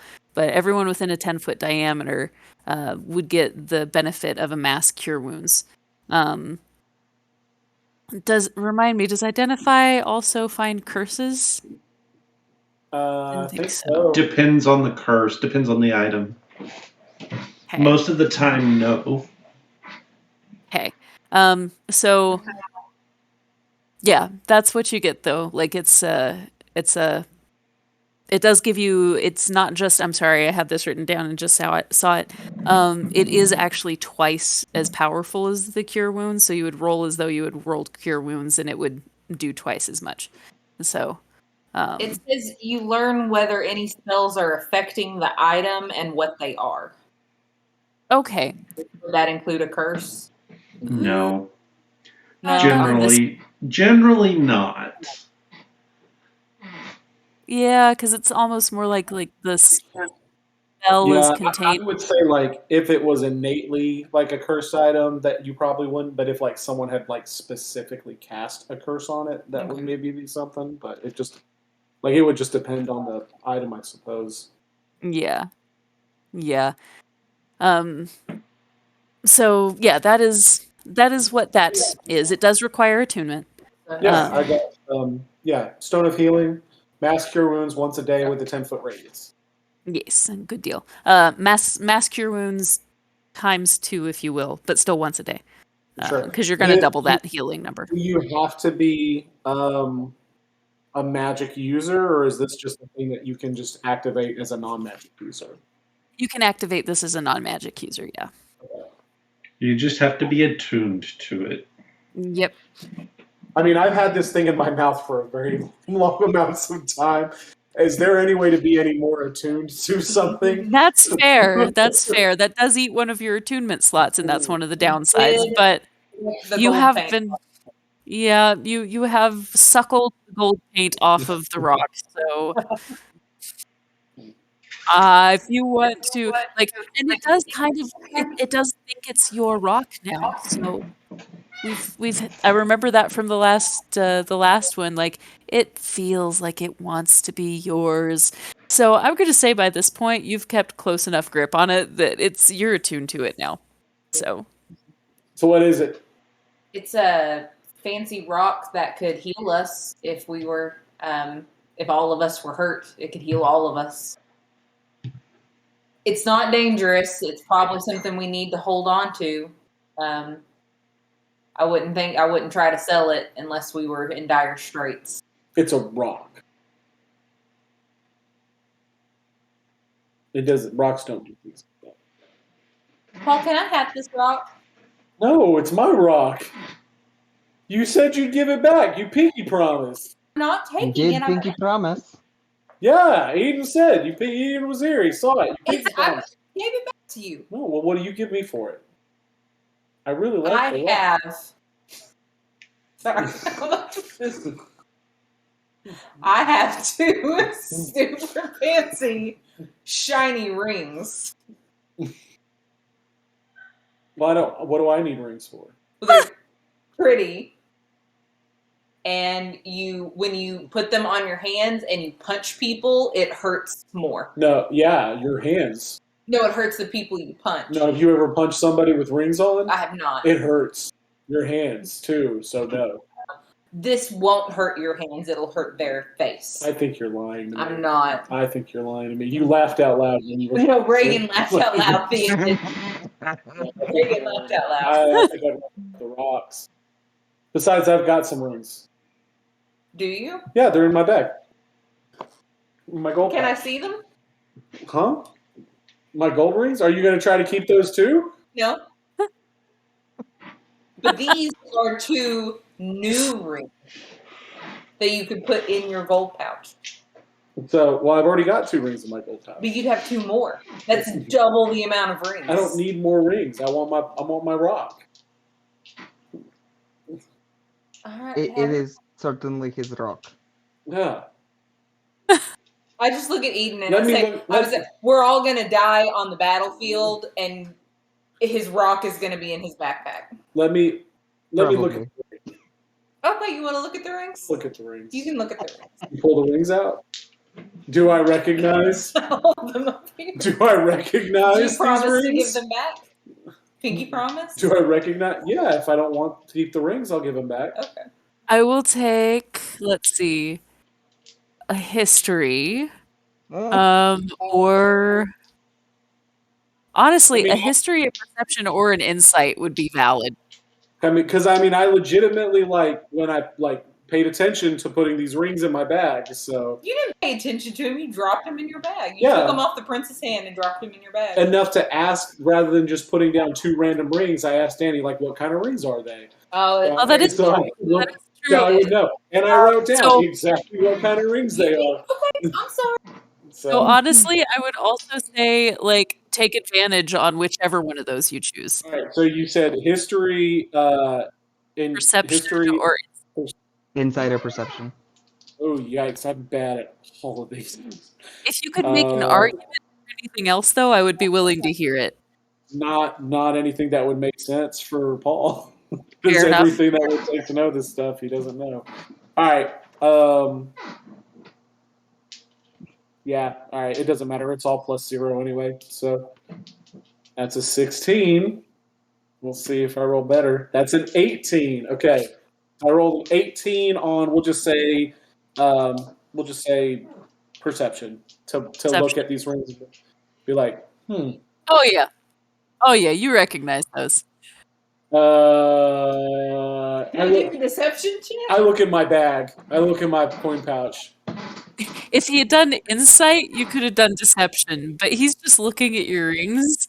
So yeah. My rings are missing. The 2 rings Yep. are missing, and give me my stone back. I already gave you your stone back. Intimidation. I pull out my battle axe. Give me my stone back. I already gave you your stone back. Okay, I'm rolling intimidation, straight up intimidation. That's 16 plus 4. That's 20, non-natural 20. Shit. Well, Thea, We do not steal from party members. I like that. It's not just a general we don't steal. It's a we do not steal from party members. I give him his rings back. No. I'm asking for. I've got my rings back. I gave you the rock like an hour ago. No, you did not. Yes, I did. I She actually gave you the to stone you. back. Yeah, I don't I think remember saying that. I thought in my head you were still holding the stone and trying to convince me to give me something else. No, I gave you the stone back, Okay. and then I was trying to convince you to trade it. Yeah, I am not trusted. I do not trust Thea now. Oh, no. I put my rings back in the pouch. I take my stone, and I put my stone in my pocket, and I'm just like, I cold stare Thea pretty much the rest of the day. oh no. That went very poorly. I deserve it, but we're all gonna die because that stone's in his pocket and he doesn't know how to use it. I mean, you're not wrong. if Paul is on the ground dying, I'm sure he would appreciate you using it to heal him. Maybe. Yeah, and I reach into his pocket, and I don't want to do that. Yeah, there might be a That's hole what in I that thought. pocket, and you grab something different. Find a stone of healing. And Maybe. something, I'm sure. Oh, you guys. So you're heading to the jeweler. Now that this argument has happened, and now At least you know what the stone is. Mork and Eden are just like.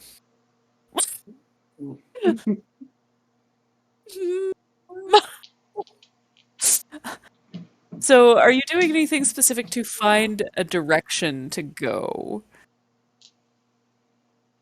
Are you just like wandering to see if you find something? Or are you asking? What are you doing? I would ask. Okay. Yeah. Asking anyone particular or just finding We'd somebody? probably ask at other shops Okay. that are sort of in the same vein, like, fine works or whatever, like artists. There's a fellow who does like woodwork, who tells you that there is a jeweler both in the Hoyts and in the so these are like nicknames for different districts, and in the Marches. The Marches, he says that there's a jeweler that's very close to the Celestial Embassy, and in the Hoyts, he says that there is a place that is where are we? Beside the Oasis Cafe. Arguably both pretty much the same distance. It's probably a little bit easier to it's a little more direct to go to the Marches. But pretty similar distance wise between the two. Can I make a request? Can we go to the one that is not by the Celestial Embassy? Because I might have done something offensive. Thanks. Sure. For the Hoyts! I don't know who else I offended. So headed to the jeweler. Anything specific that you are trying to pay attention to or anything like that on the way? In terms of on the way to the jewelers or at the jewelers itself? The way to the jewelers. 'Cause you Oh, got to no. kind of cross through a good chunk of the center of town to get there. Yeah, I'm not looking for anything. guess I'm just- keeping my eye on the. Just watching I'm her like a I'm hawk. not letting her get behind me. Like I'm always keeping her in eyesight. I bought you a turkey leg earlier today. You stole 2 of my rings. That you gave to the man at the booth. I was returning them for you. Anyway, I guess we need to kind of pay attention for a place to stay tonight because I don't think we need to stay at the fancy No. hotel place again. Yeah, their security sucks. Yeah, and we need to save money because we're probably about to drop 1,000 gold pieces on a diamond. So. Don't even have 1,000 gold pieces. Yeah. Probably not white. No, we have plenty. Don't worry about it. Well, good. Well, at least we can get started on something. Okay. So, and Eden, you know of other places that are available to stay too, based on previous conversations that you've had. I'm not sure if any of those are Yeah. things that you would recommend. I You mean, were, He was asking specifically for like the nicest place in town. So. but the lady also said the place where you would be treated the best. She didn't give you like That's the right, that's best right. value for dollar one, but she did say that the hospitality house in the Dregs was like not nearly as pricey, but also still very like nice rooms. So that would probably be where he'd go. Yeah, he would. So If I'm he going would to at get least bed know bugs that there, I'm not going. no bed bugs, no bed bugs. So that's something that you can share with the group if you want to. Have you guys come back to the wagon yet at all, or am I still sitting there twiddling my That whole thumbs? fight was outside the I wagon. think we probably came back there, and that's where all the conversation. I thought that whole exchange was at the wagon. Okay. Oh, okay. So yeah, We weren't cool. just like out in the street doing that. Yeah. Okay. Okay. So yeah, that's. Are you riding with them or I mean, yeah, waiting for them to come I'll back? go. I mean, if all that was happening at the wagon, then if they take off, I'll go with them. Okay. So, by horseback, or like carriage, you're gonna be. It doesn't take very long to get across town that way. You go around through the parks on the yellow brick road. Beautiful parklands. Each quadrant of it has its own kind of character and whatnot. It's quite nice to look at for anybody who's able to see it. In the Hoyts, you pass a few different, like a couple of different smaller temples. There's a guild hall that you pass, a few different things like that, and then on the back end of one of the areas, one of the shopping areas, there's a nice little area that has the Oasis Cafe next to a little pond and tree-filled smaller green space. There's a jeweler there that's actually labeled as I had a word in my mind and had not actually pulled it out before I started saying the name of the place. I'll give you the name in a second. What? Is it Jared's? Yes. Yeah, he went to Jared's. Not actually, but I'll give you the real name later. So yeah, there's a jeweler right there. And with it being like midnight your time, that might be a good place to wrap so that you can sleep and stuff. I mean, you look very awake, but also like Jeff might be dead. I'm not sure. We haven't heard from him for a If you guys minute. want to call it, that's fine. But What? I said I'm okay, but if you guys want to call it, that's fine with me. How's everybody else feeling? Like it's 11 our time, so I don't know. I mean, I could at least do the RP through the jewelers at least, if y'all want to just do that.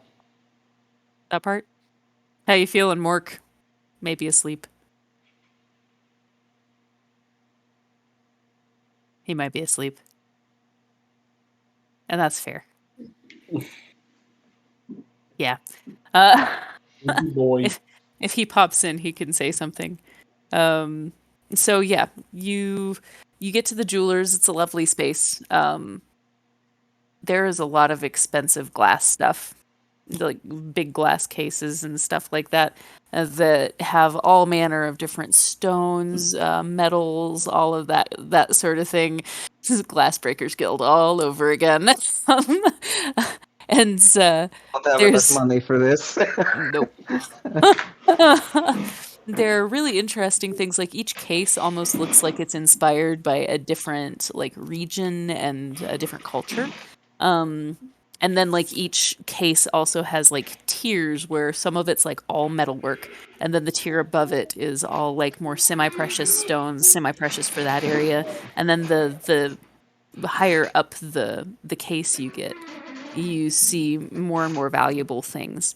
A pretty well guarded area. It looks like there are foot patrols going through, just kind of checking up on the area. It's not like they expect anything problematic, but they're ready just in case.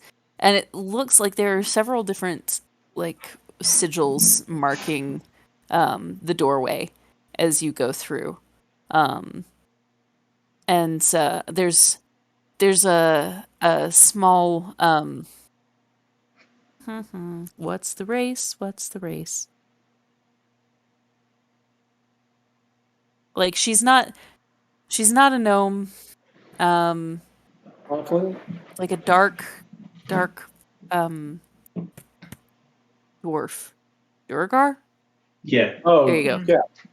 So that look, kind of a gray skinned Durgar, like use. It's not relevant to the story or whatever, but I think I see where we're getting some of the echo. So I'm just watching where it's saying sound is coming through, and whenever Danny is speaking, Keith is lighting up. Oh, am I just that loud? I am. No, Or- actually.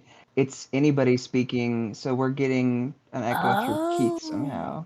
So Keith's sensitivity is just really up high. It may just be that my headphones are just super loud. Maybe. Okay. Maybe. Anyway, sorry. I was just watching, and that might be something we could. Yeah, that might be part Work of on it. It did later. get I a mean, lot better the though weird when I thing- turned my thing off. The weird thing was that I'm not hearing anything echoey. Right, and that would be because it's feeding from here to From here. here to there. Yeah. Maybe. Right, Yeah. so it wouldn't be coming back around. Gotcha. That might help. So, yeah, Duragar woman with a very, very clean braided beard, and like kind of a really, really beautifully plaited hairdo that's kind of tucked up, and she's dressed very well and very, very well presented. Has a lot of like really fine makeup on and whatnot. Pretty dress, all of that, and there's a like a half-orc man standing behind the counter as well. That's very clean cut, has a little bit of a almost military crew cut sort of a thing going on, and also looks very, very dapper. There are a couple of other people in the store, but like it's one of those places you imagine gets trickles of people here and there, but is never like cram packed at any one given point in time. And the gentleman is helping one of the other people while one of the others browses. And so that is what you see as you walk in. Let's do it. We need diamonds. Her eyes kind of diamonds. You Yes. you require diamonds then? Okay. What are you in the market for? She comes around to the front of the counter and kind of looks you up and down confused. What's that? So we're in the market for diamonds. specific style of jewelry or Steel components. Diamonds.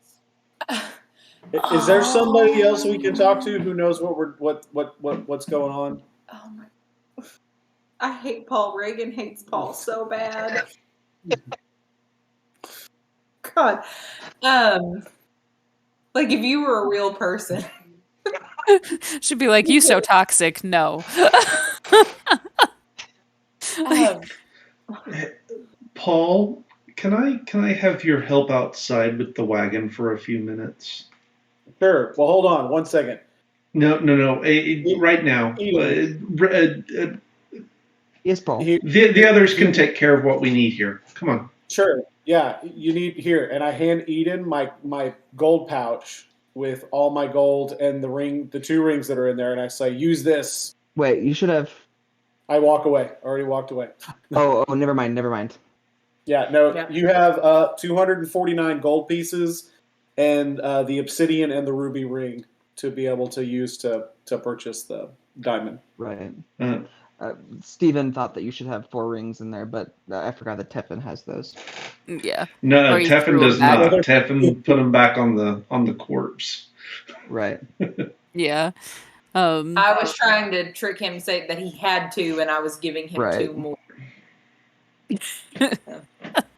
So, like she Thanks, looks Paul. a little bit offended momentarily at you, but like kind of shakes it off. Spell components, I see.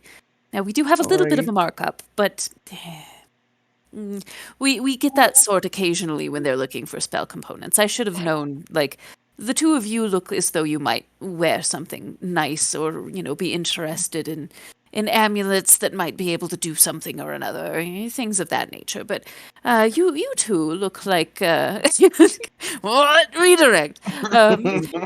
You 2 look as though you might be interested in those things. He does not. He definitely looks as though he is on a mission, which means that you are probably adventuring. I should have guessed as much. So what is it that you what do you need? What kind of diamond, size of diamond, anything particular we're looking for? Is there perhaps a room that we could? Oh, I went German there for a second. That we could rooms that we perhaps could talk. that we could perhaps speak more in private. Oh, of course. There's a space back here. She gestures to a doorway to the side that kind of leads to a nice, comfortable, like you can tell that they're trying to like create a peaceful atmosphere for people to make decisions and stuff like that. So there's a little fountain in the corner, nice little like plants everywhere, like kind of mood lighting, stuff like that.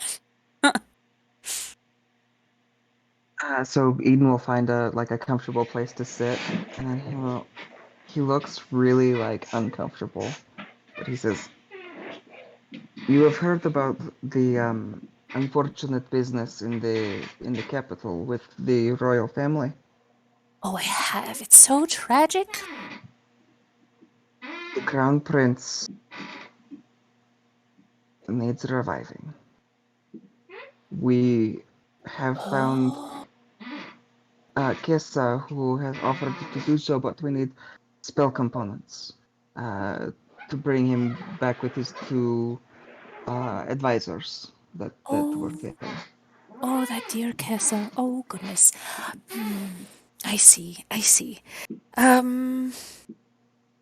So you're looking for a resurrection gem. I can part with one. I would request if it's doable. I will cut back the markup that we would usually employ for products that are more preventative, things of that nature, and for fashion purposes. However, I do find myself at a loss when it comes to finder's fees. So if you might be able to refund me my finder's fee that I paid the person who collected the gemstone, I would be most appreciative, and then I would just give it to you at the value of the the actual stone. The finder's fee was I paid 40 for it to the person who brought it in to me. Is that doable? Without question, yes. Excellent, yes. Do you need it cared for here for a specific amount of time? Do you need to take it with you? What do you need? Take it with us, and preferably as soon as possible. I can give it to you right now if that's fine. Is there? I hesitate to say this, but is there any evidence of your claims? I just to be sure. I mean, I trust your face. You seem to have. You're believable enough people, but of course some talented actors can dupe, and I don't wish to be so easily pushed over. Certainly, and I consider myself something of a talented actor myself, so I would understand your hesitation there. As to proof is a little difficult as this is understandably kept very quiet. Yes. But perhaps if you were to the Temple of Life and Death, his body is currently there. If you should prefer to deliver it there yourself, you can see the proof for your own self. I did have a thought, and I would like to check in on this after the fact. But with your assurance that this is the case, and also perhaps my friend, you wouldn't have to go through the entire story per se, but if he were to come in, my associate, and cast a truth zone upon you, would you be willing to reiterate some of the high points to ensure that that we're not getting in over our heads? You trust in his discretion? I do, yes. Although, if you struggle with that, if we could arrange a way that you could say that we could word things so that you would still be confirmed to be telling the truth without reaffirming the story, that's also an option. Perhaps I could simply say something to the effect of, everything that I have spoken to you in confidence is without doubt true. See, perfect. I don't mind that a bit. If you would be comfortable with that, I'll collect him. Actually, we might want to do that out there so we don't leave the shop unattended, of course. Certainly. Let's do that, yes. All right. She'll escort you back out into the main space.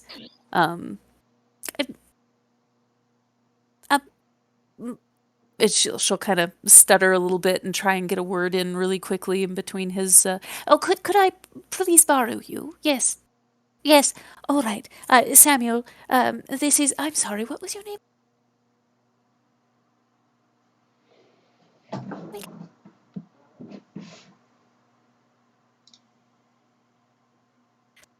I would like to just have something clarified for me, as far as making sure that they are of honest mark, the things that they have said. Would you mind, and he'll, of course, and casts a zone of truth over you. I assume you willingly fail the save. And go ahead, affirm for me that the things you have said to me yes, up to this point. Yes, everything that I have told you in confidence is without a doubt true. He kind of looks to her, checks out. Very good. While I know you could have fought that, it did not seem that you were having to work very hard. I will, just for my own comfort's sake, double check later when we close up shop. But, and that's no offense to you, of course, dear. But is there? Okay, I'll just go ahead and get what you need now. They're going to pay me, and she'll give the 40 to him and have him work that out with you while she goes into the back, where they keep the more ridiculous. I'll pull the 40 out of Paul's bag. Hand it, and she comes back with this fairly sizable box. And hands it to you. Do open it discreetly, please. Maybe not flash it around the whole store. He'll sort of like open it specifically towards the. The big old diamond. This is quite sizable. I will cast Identify on. Does that tell me like how much something's worth? I mean, I Like- suppose it could.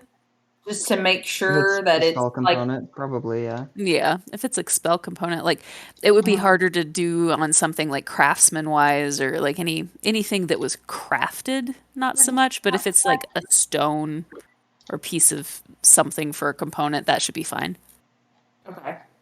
Just to make sure that it's worth 1,000 gold pieces and it'll do what we need for the spell. Yeah, it would actually be closer to like 1,010, but at that point, it's like it would be kind of hard to make that differentiation easily for a jeweler once you get into that size range. So yeah, it gives you what you need though. And so Very she much. and she's like, yeah, this can be at the value of the stone for you guys. Thank you, and I am sure that that they will appreciate it as well. I do so hope that it helps. I hope that you're successful. Me too. Do feel free to come back at any point if you would like. And I'd also just like to. I mean, of course, I'll be looking into it later today, but I would love to hear more about how things have gone. And he'll sort of look at the. Would you also? I mean, he's just sort of like looking at the ground now. Would you have any jewelry with a red coloring to it? With a red coloring to it. Maybe a ruby or a garnet or a fire opal or something of that nature. We have all of those in various sizes and quantities. What are you hunting for something specific? He again is just kind of like side-eyeing Thea. I Nothing. take a step to the side. And Nothing specific. No. It is a gift. Oh, very nice. Come this direction. And she brings you over and kind of shows you a variety of different things. There's like a bracelet that has rubies inlaid, and it kind of hangs almost like I don't know what, almost like mummers jewelry, sort of chains, almost like a belly dancer chain or something, but it's for the hand.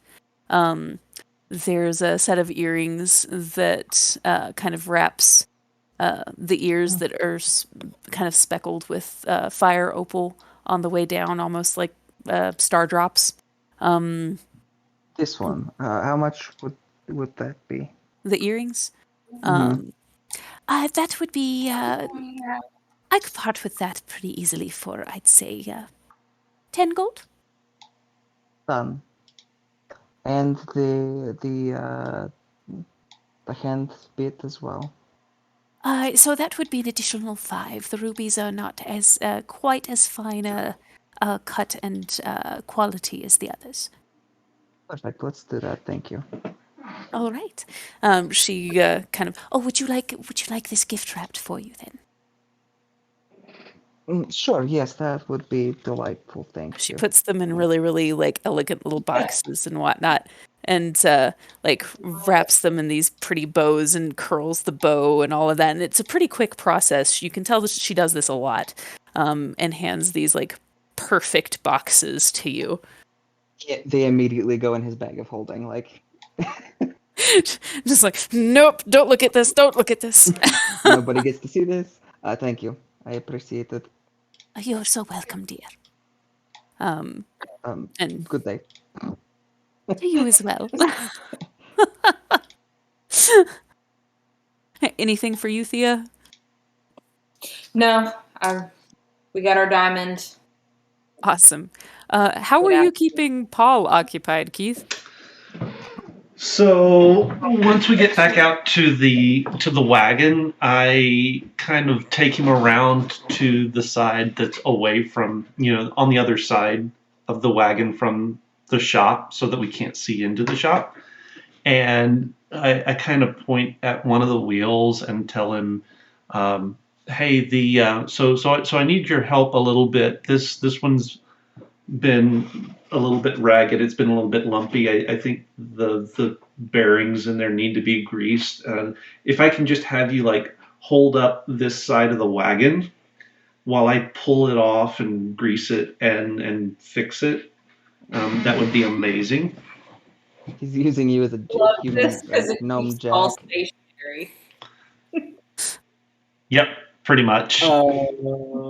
I guess you don't have anything that can hold it up for you. I actually don't. Are you We being should really deceptive? get you something. We should. I am definitely being get you- deceptive, and I just rolled a natural 20 on my deception. Oh, Oh, I'm not questioning it. I believe that he doesn't have something. I just legitimately am like, oh well, we need to get that fixed. We need to get you something that'll do that. Sure, yeah, I'll lift it up. gnome jack. All right, so while he's down there holding things up, I will pull the wheel off, and I'll go through and I'll grease everything up real good and take my time with it and do a real good job, pack it real tight, and then put it all back together, put it back on, and be finishing up about the time that they come out. Nice. So, I don't know. Are you still bright red from purchasing your gifty in there? So Eden is blushing furiously for reasons that nobody understands.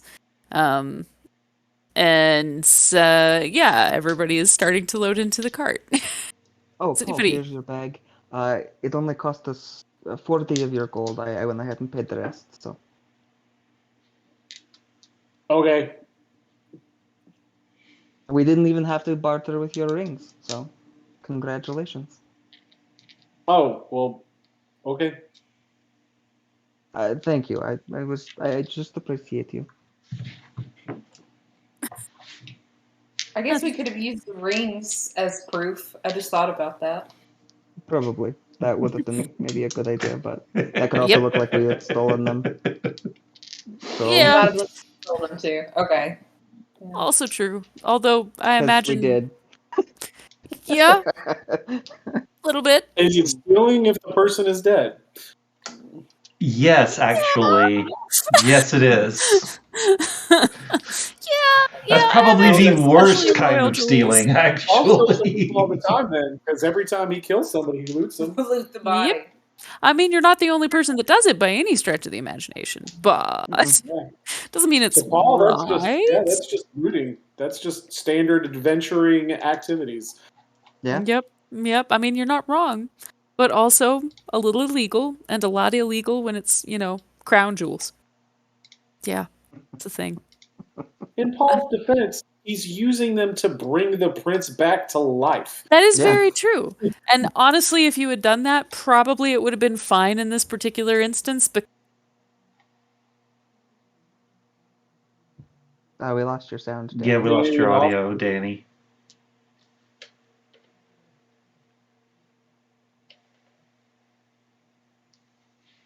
sorry. It would have been fine Oh, in this I think I particular muted you guys too. instance. Can you hear Yes, I us? did. Yes, I Okay. can. It would have been fine in this particular instance. Oh, because realistically, who's gonna go and steal the rings off of the crown prince and then try to go and revive the risk zone of truth spells and give information about where to find the body and all of this with the story that they're having to revive the prince. I mean, it could happen, but it seems like there are less risky marks to be doing that with. So so you guys load up in the wagon and head back. I guess head to the hospitality house in the dregs. Okay. That, or are we going, or are we wanting to go directly to Oh. the one lady give her the diamond to bring the prince back. Well, we also sent a letter to these 3 witch people Hmm. that she And they said would, could all help us. yeah, and they would be communicating at the. I'm just saying we have the diamond. I mean, if we were gonna bring the prince back, at least we might as well do that. Well, but the 3 witch people could potentially bring the prince back and it not cost Kessa part of her life. Sure, I'm just saying, like, that's the question we got to ask. Like, are we gonna head I do think that? that at least, yeah, I think at least for the prince that we should go ahead and bring her in, and then the other 2, as unfortunate as it is, we should wait. Or I mean, we can always just be like, look, here's the stuff, like, and we can say, hey, let's give it a couple days, and if we don't hear anything back, at least you have the components and you can go ahead and do that.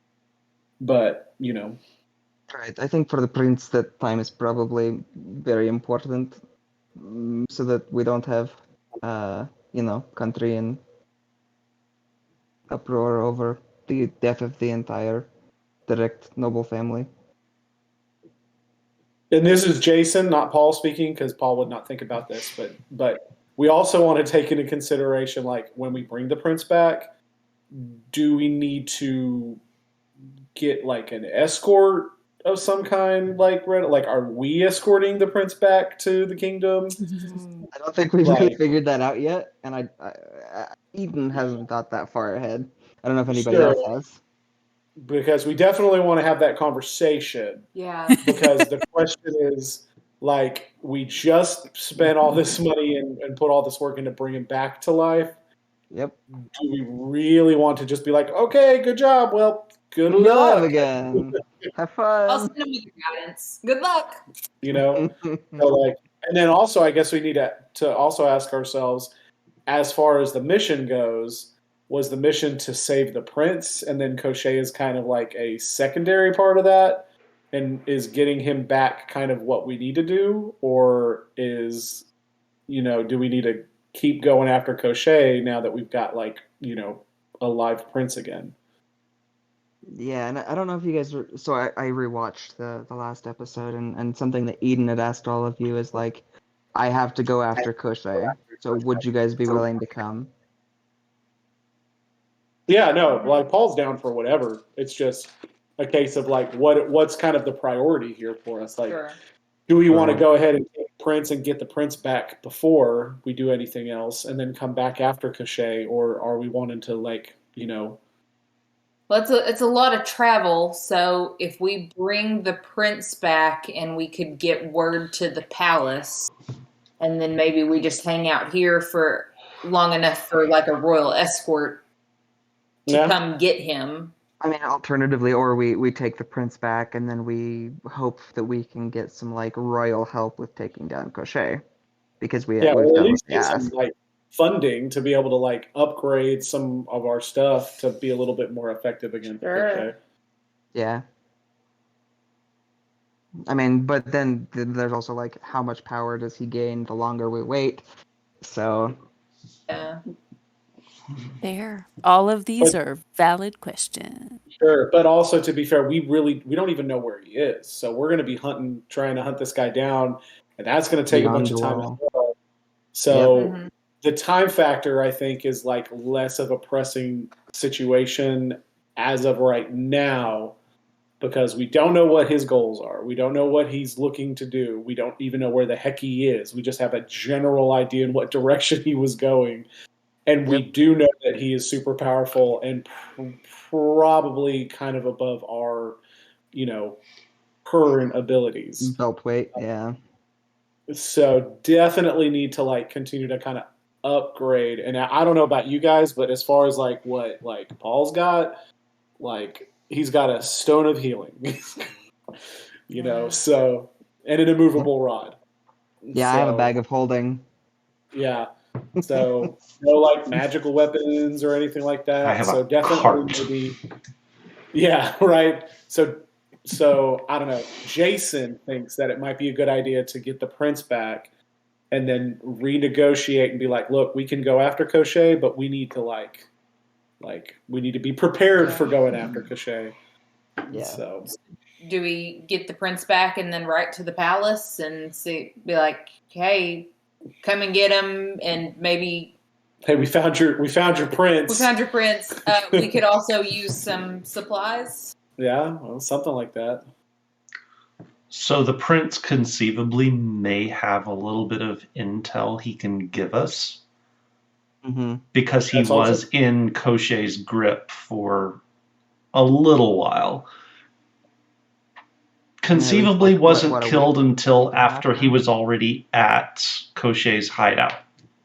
Yeah, because Paul said that he'd only been dead for 3 days, give or take.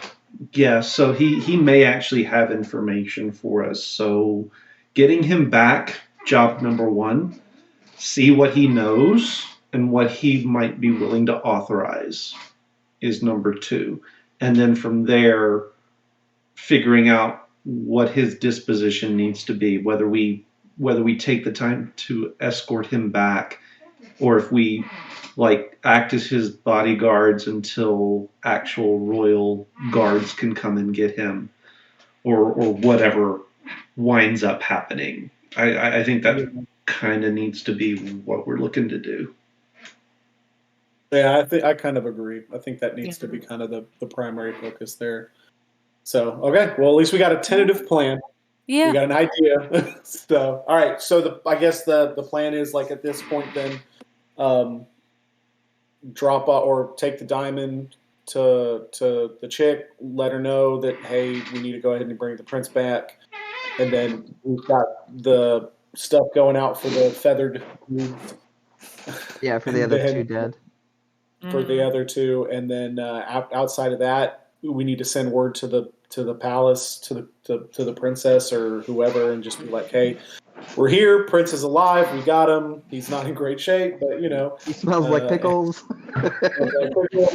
Probably not going to get that spill out. But he's alive. He's smelling vinegar for the rest of his days, but he's here. So, yep. But yeah. He is permanently antiseptic. I think it's a good direction. So yeah, absolutely. My brain automatically just wants to say terribly off-color things and be like, I really hope that the princess likes pickles. Yeah. But can I pickle your pickle? Oh dear. But yeah, we can pick it up next time. Outside the jeweler on your way to back to where I assume you're probably gonna head back to the corridor first, since like that's the best way to get in touch with her. So probably. Could we pick up there, or is the travel sure. gonna be something that we Yeah, we can pick up there if you'd like. Yeah, we'll just skip that part. Everyone hop on the cart and we'll start heading back that way. And yes, I don't know about the rest of you, but I could also, because it's been a long day, and I could use some downtime. Yeah, because you guys didn't have a full we haven't had a long rest yet. So yeah, and we've been up since 4 in the morning. So say that again. Well, I mean, she's saying her upper level spells are tapped. Mm-hmm. Yeah, so, mine too. Yeah, and once we hand off the diamond, I mean, at that point, we're basically putting it in their hands. I mean, it's not like we can do anything to help at that point. So but so maybe. So he's got to be there, and I was planning on being there too. I mean, Paul will be there. He will be sleeping on one of the infirmary beds. That's fair. Yeah, so we can kind of figure out how you guys want to handle that. Pending anything really crazy happening, you should have the opportunity for a long rest soon. Okay. But also, you're traveling with Paul and Mork, so who knows? Yeah, who knows? Exactly right. Who knows? All right. Awesome sauce, guys. Did you all have fun? Yep. Yeah, I was really missing this. I'm glad we finally got to jump back in. Me too. Me too.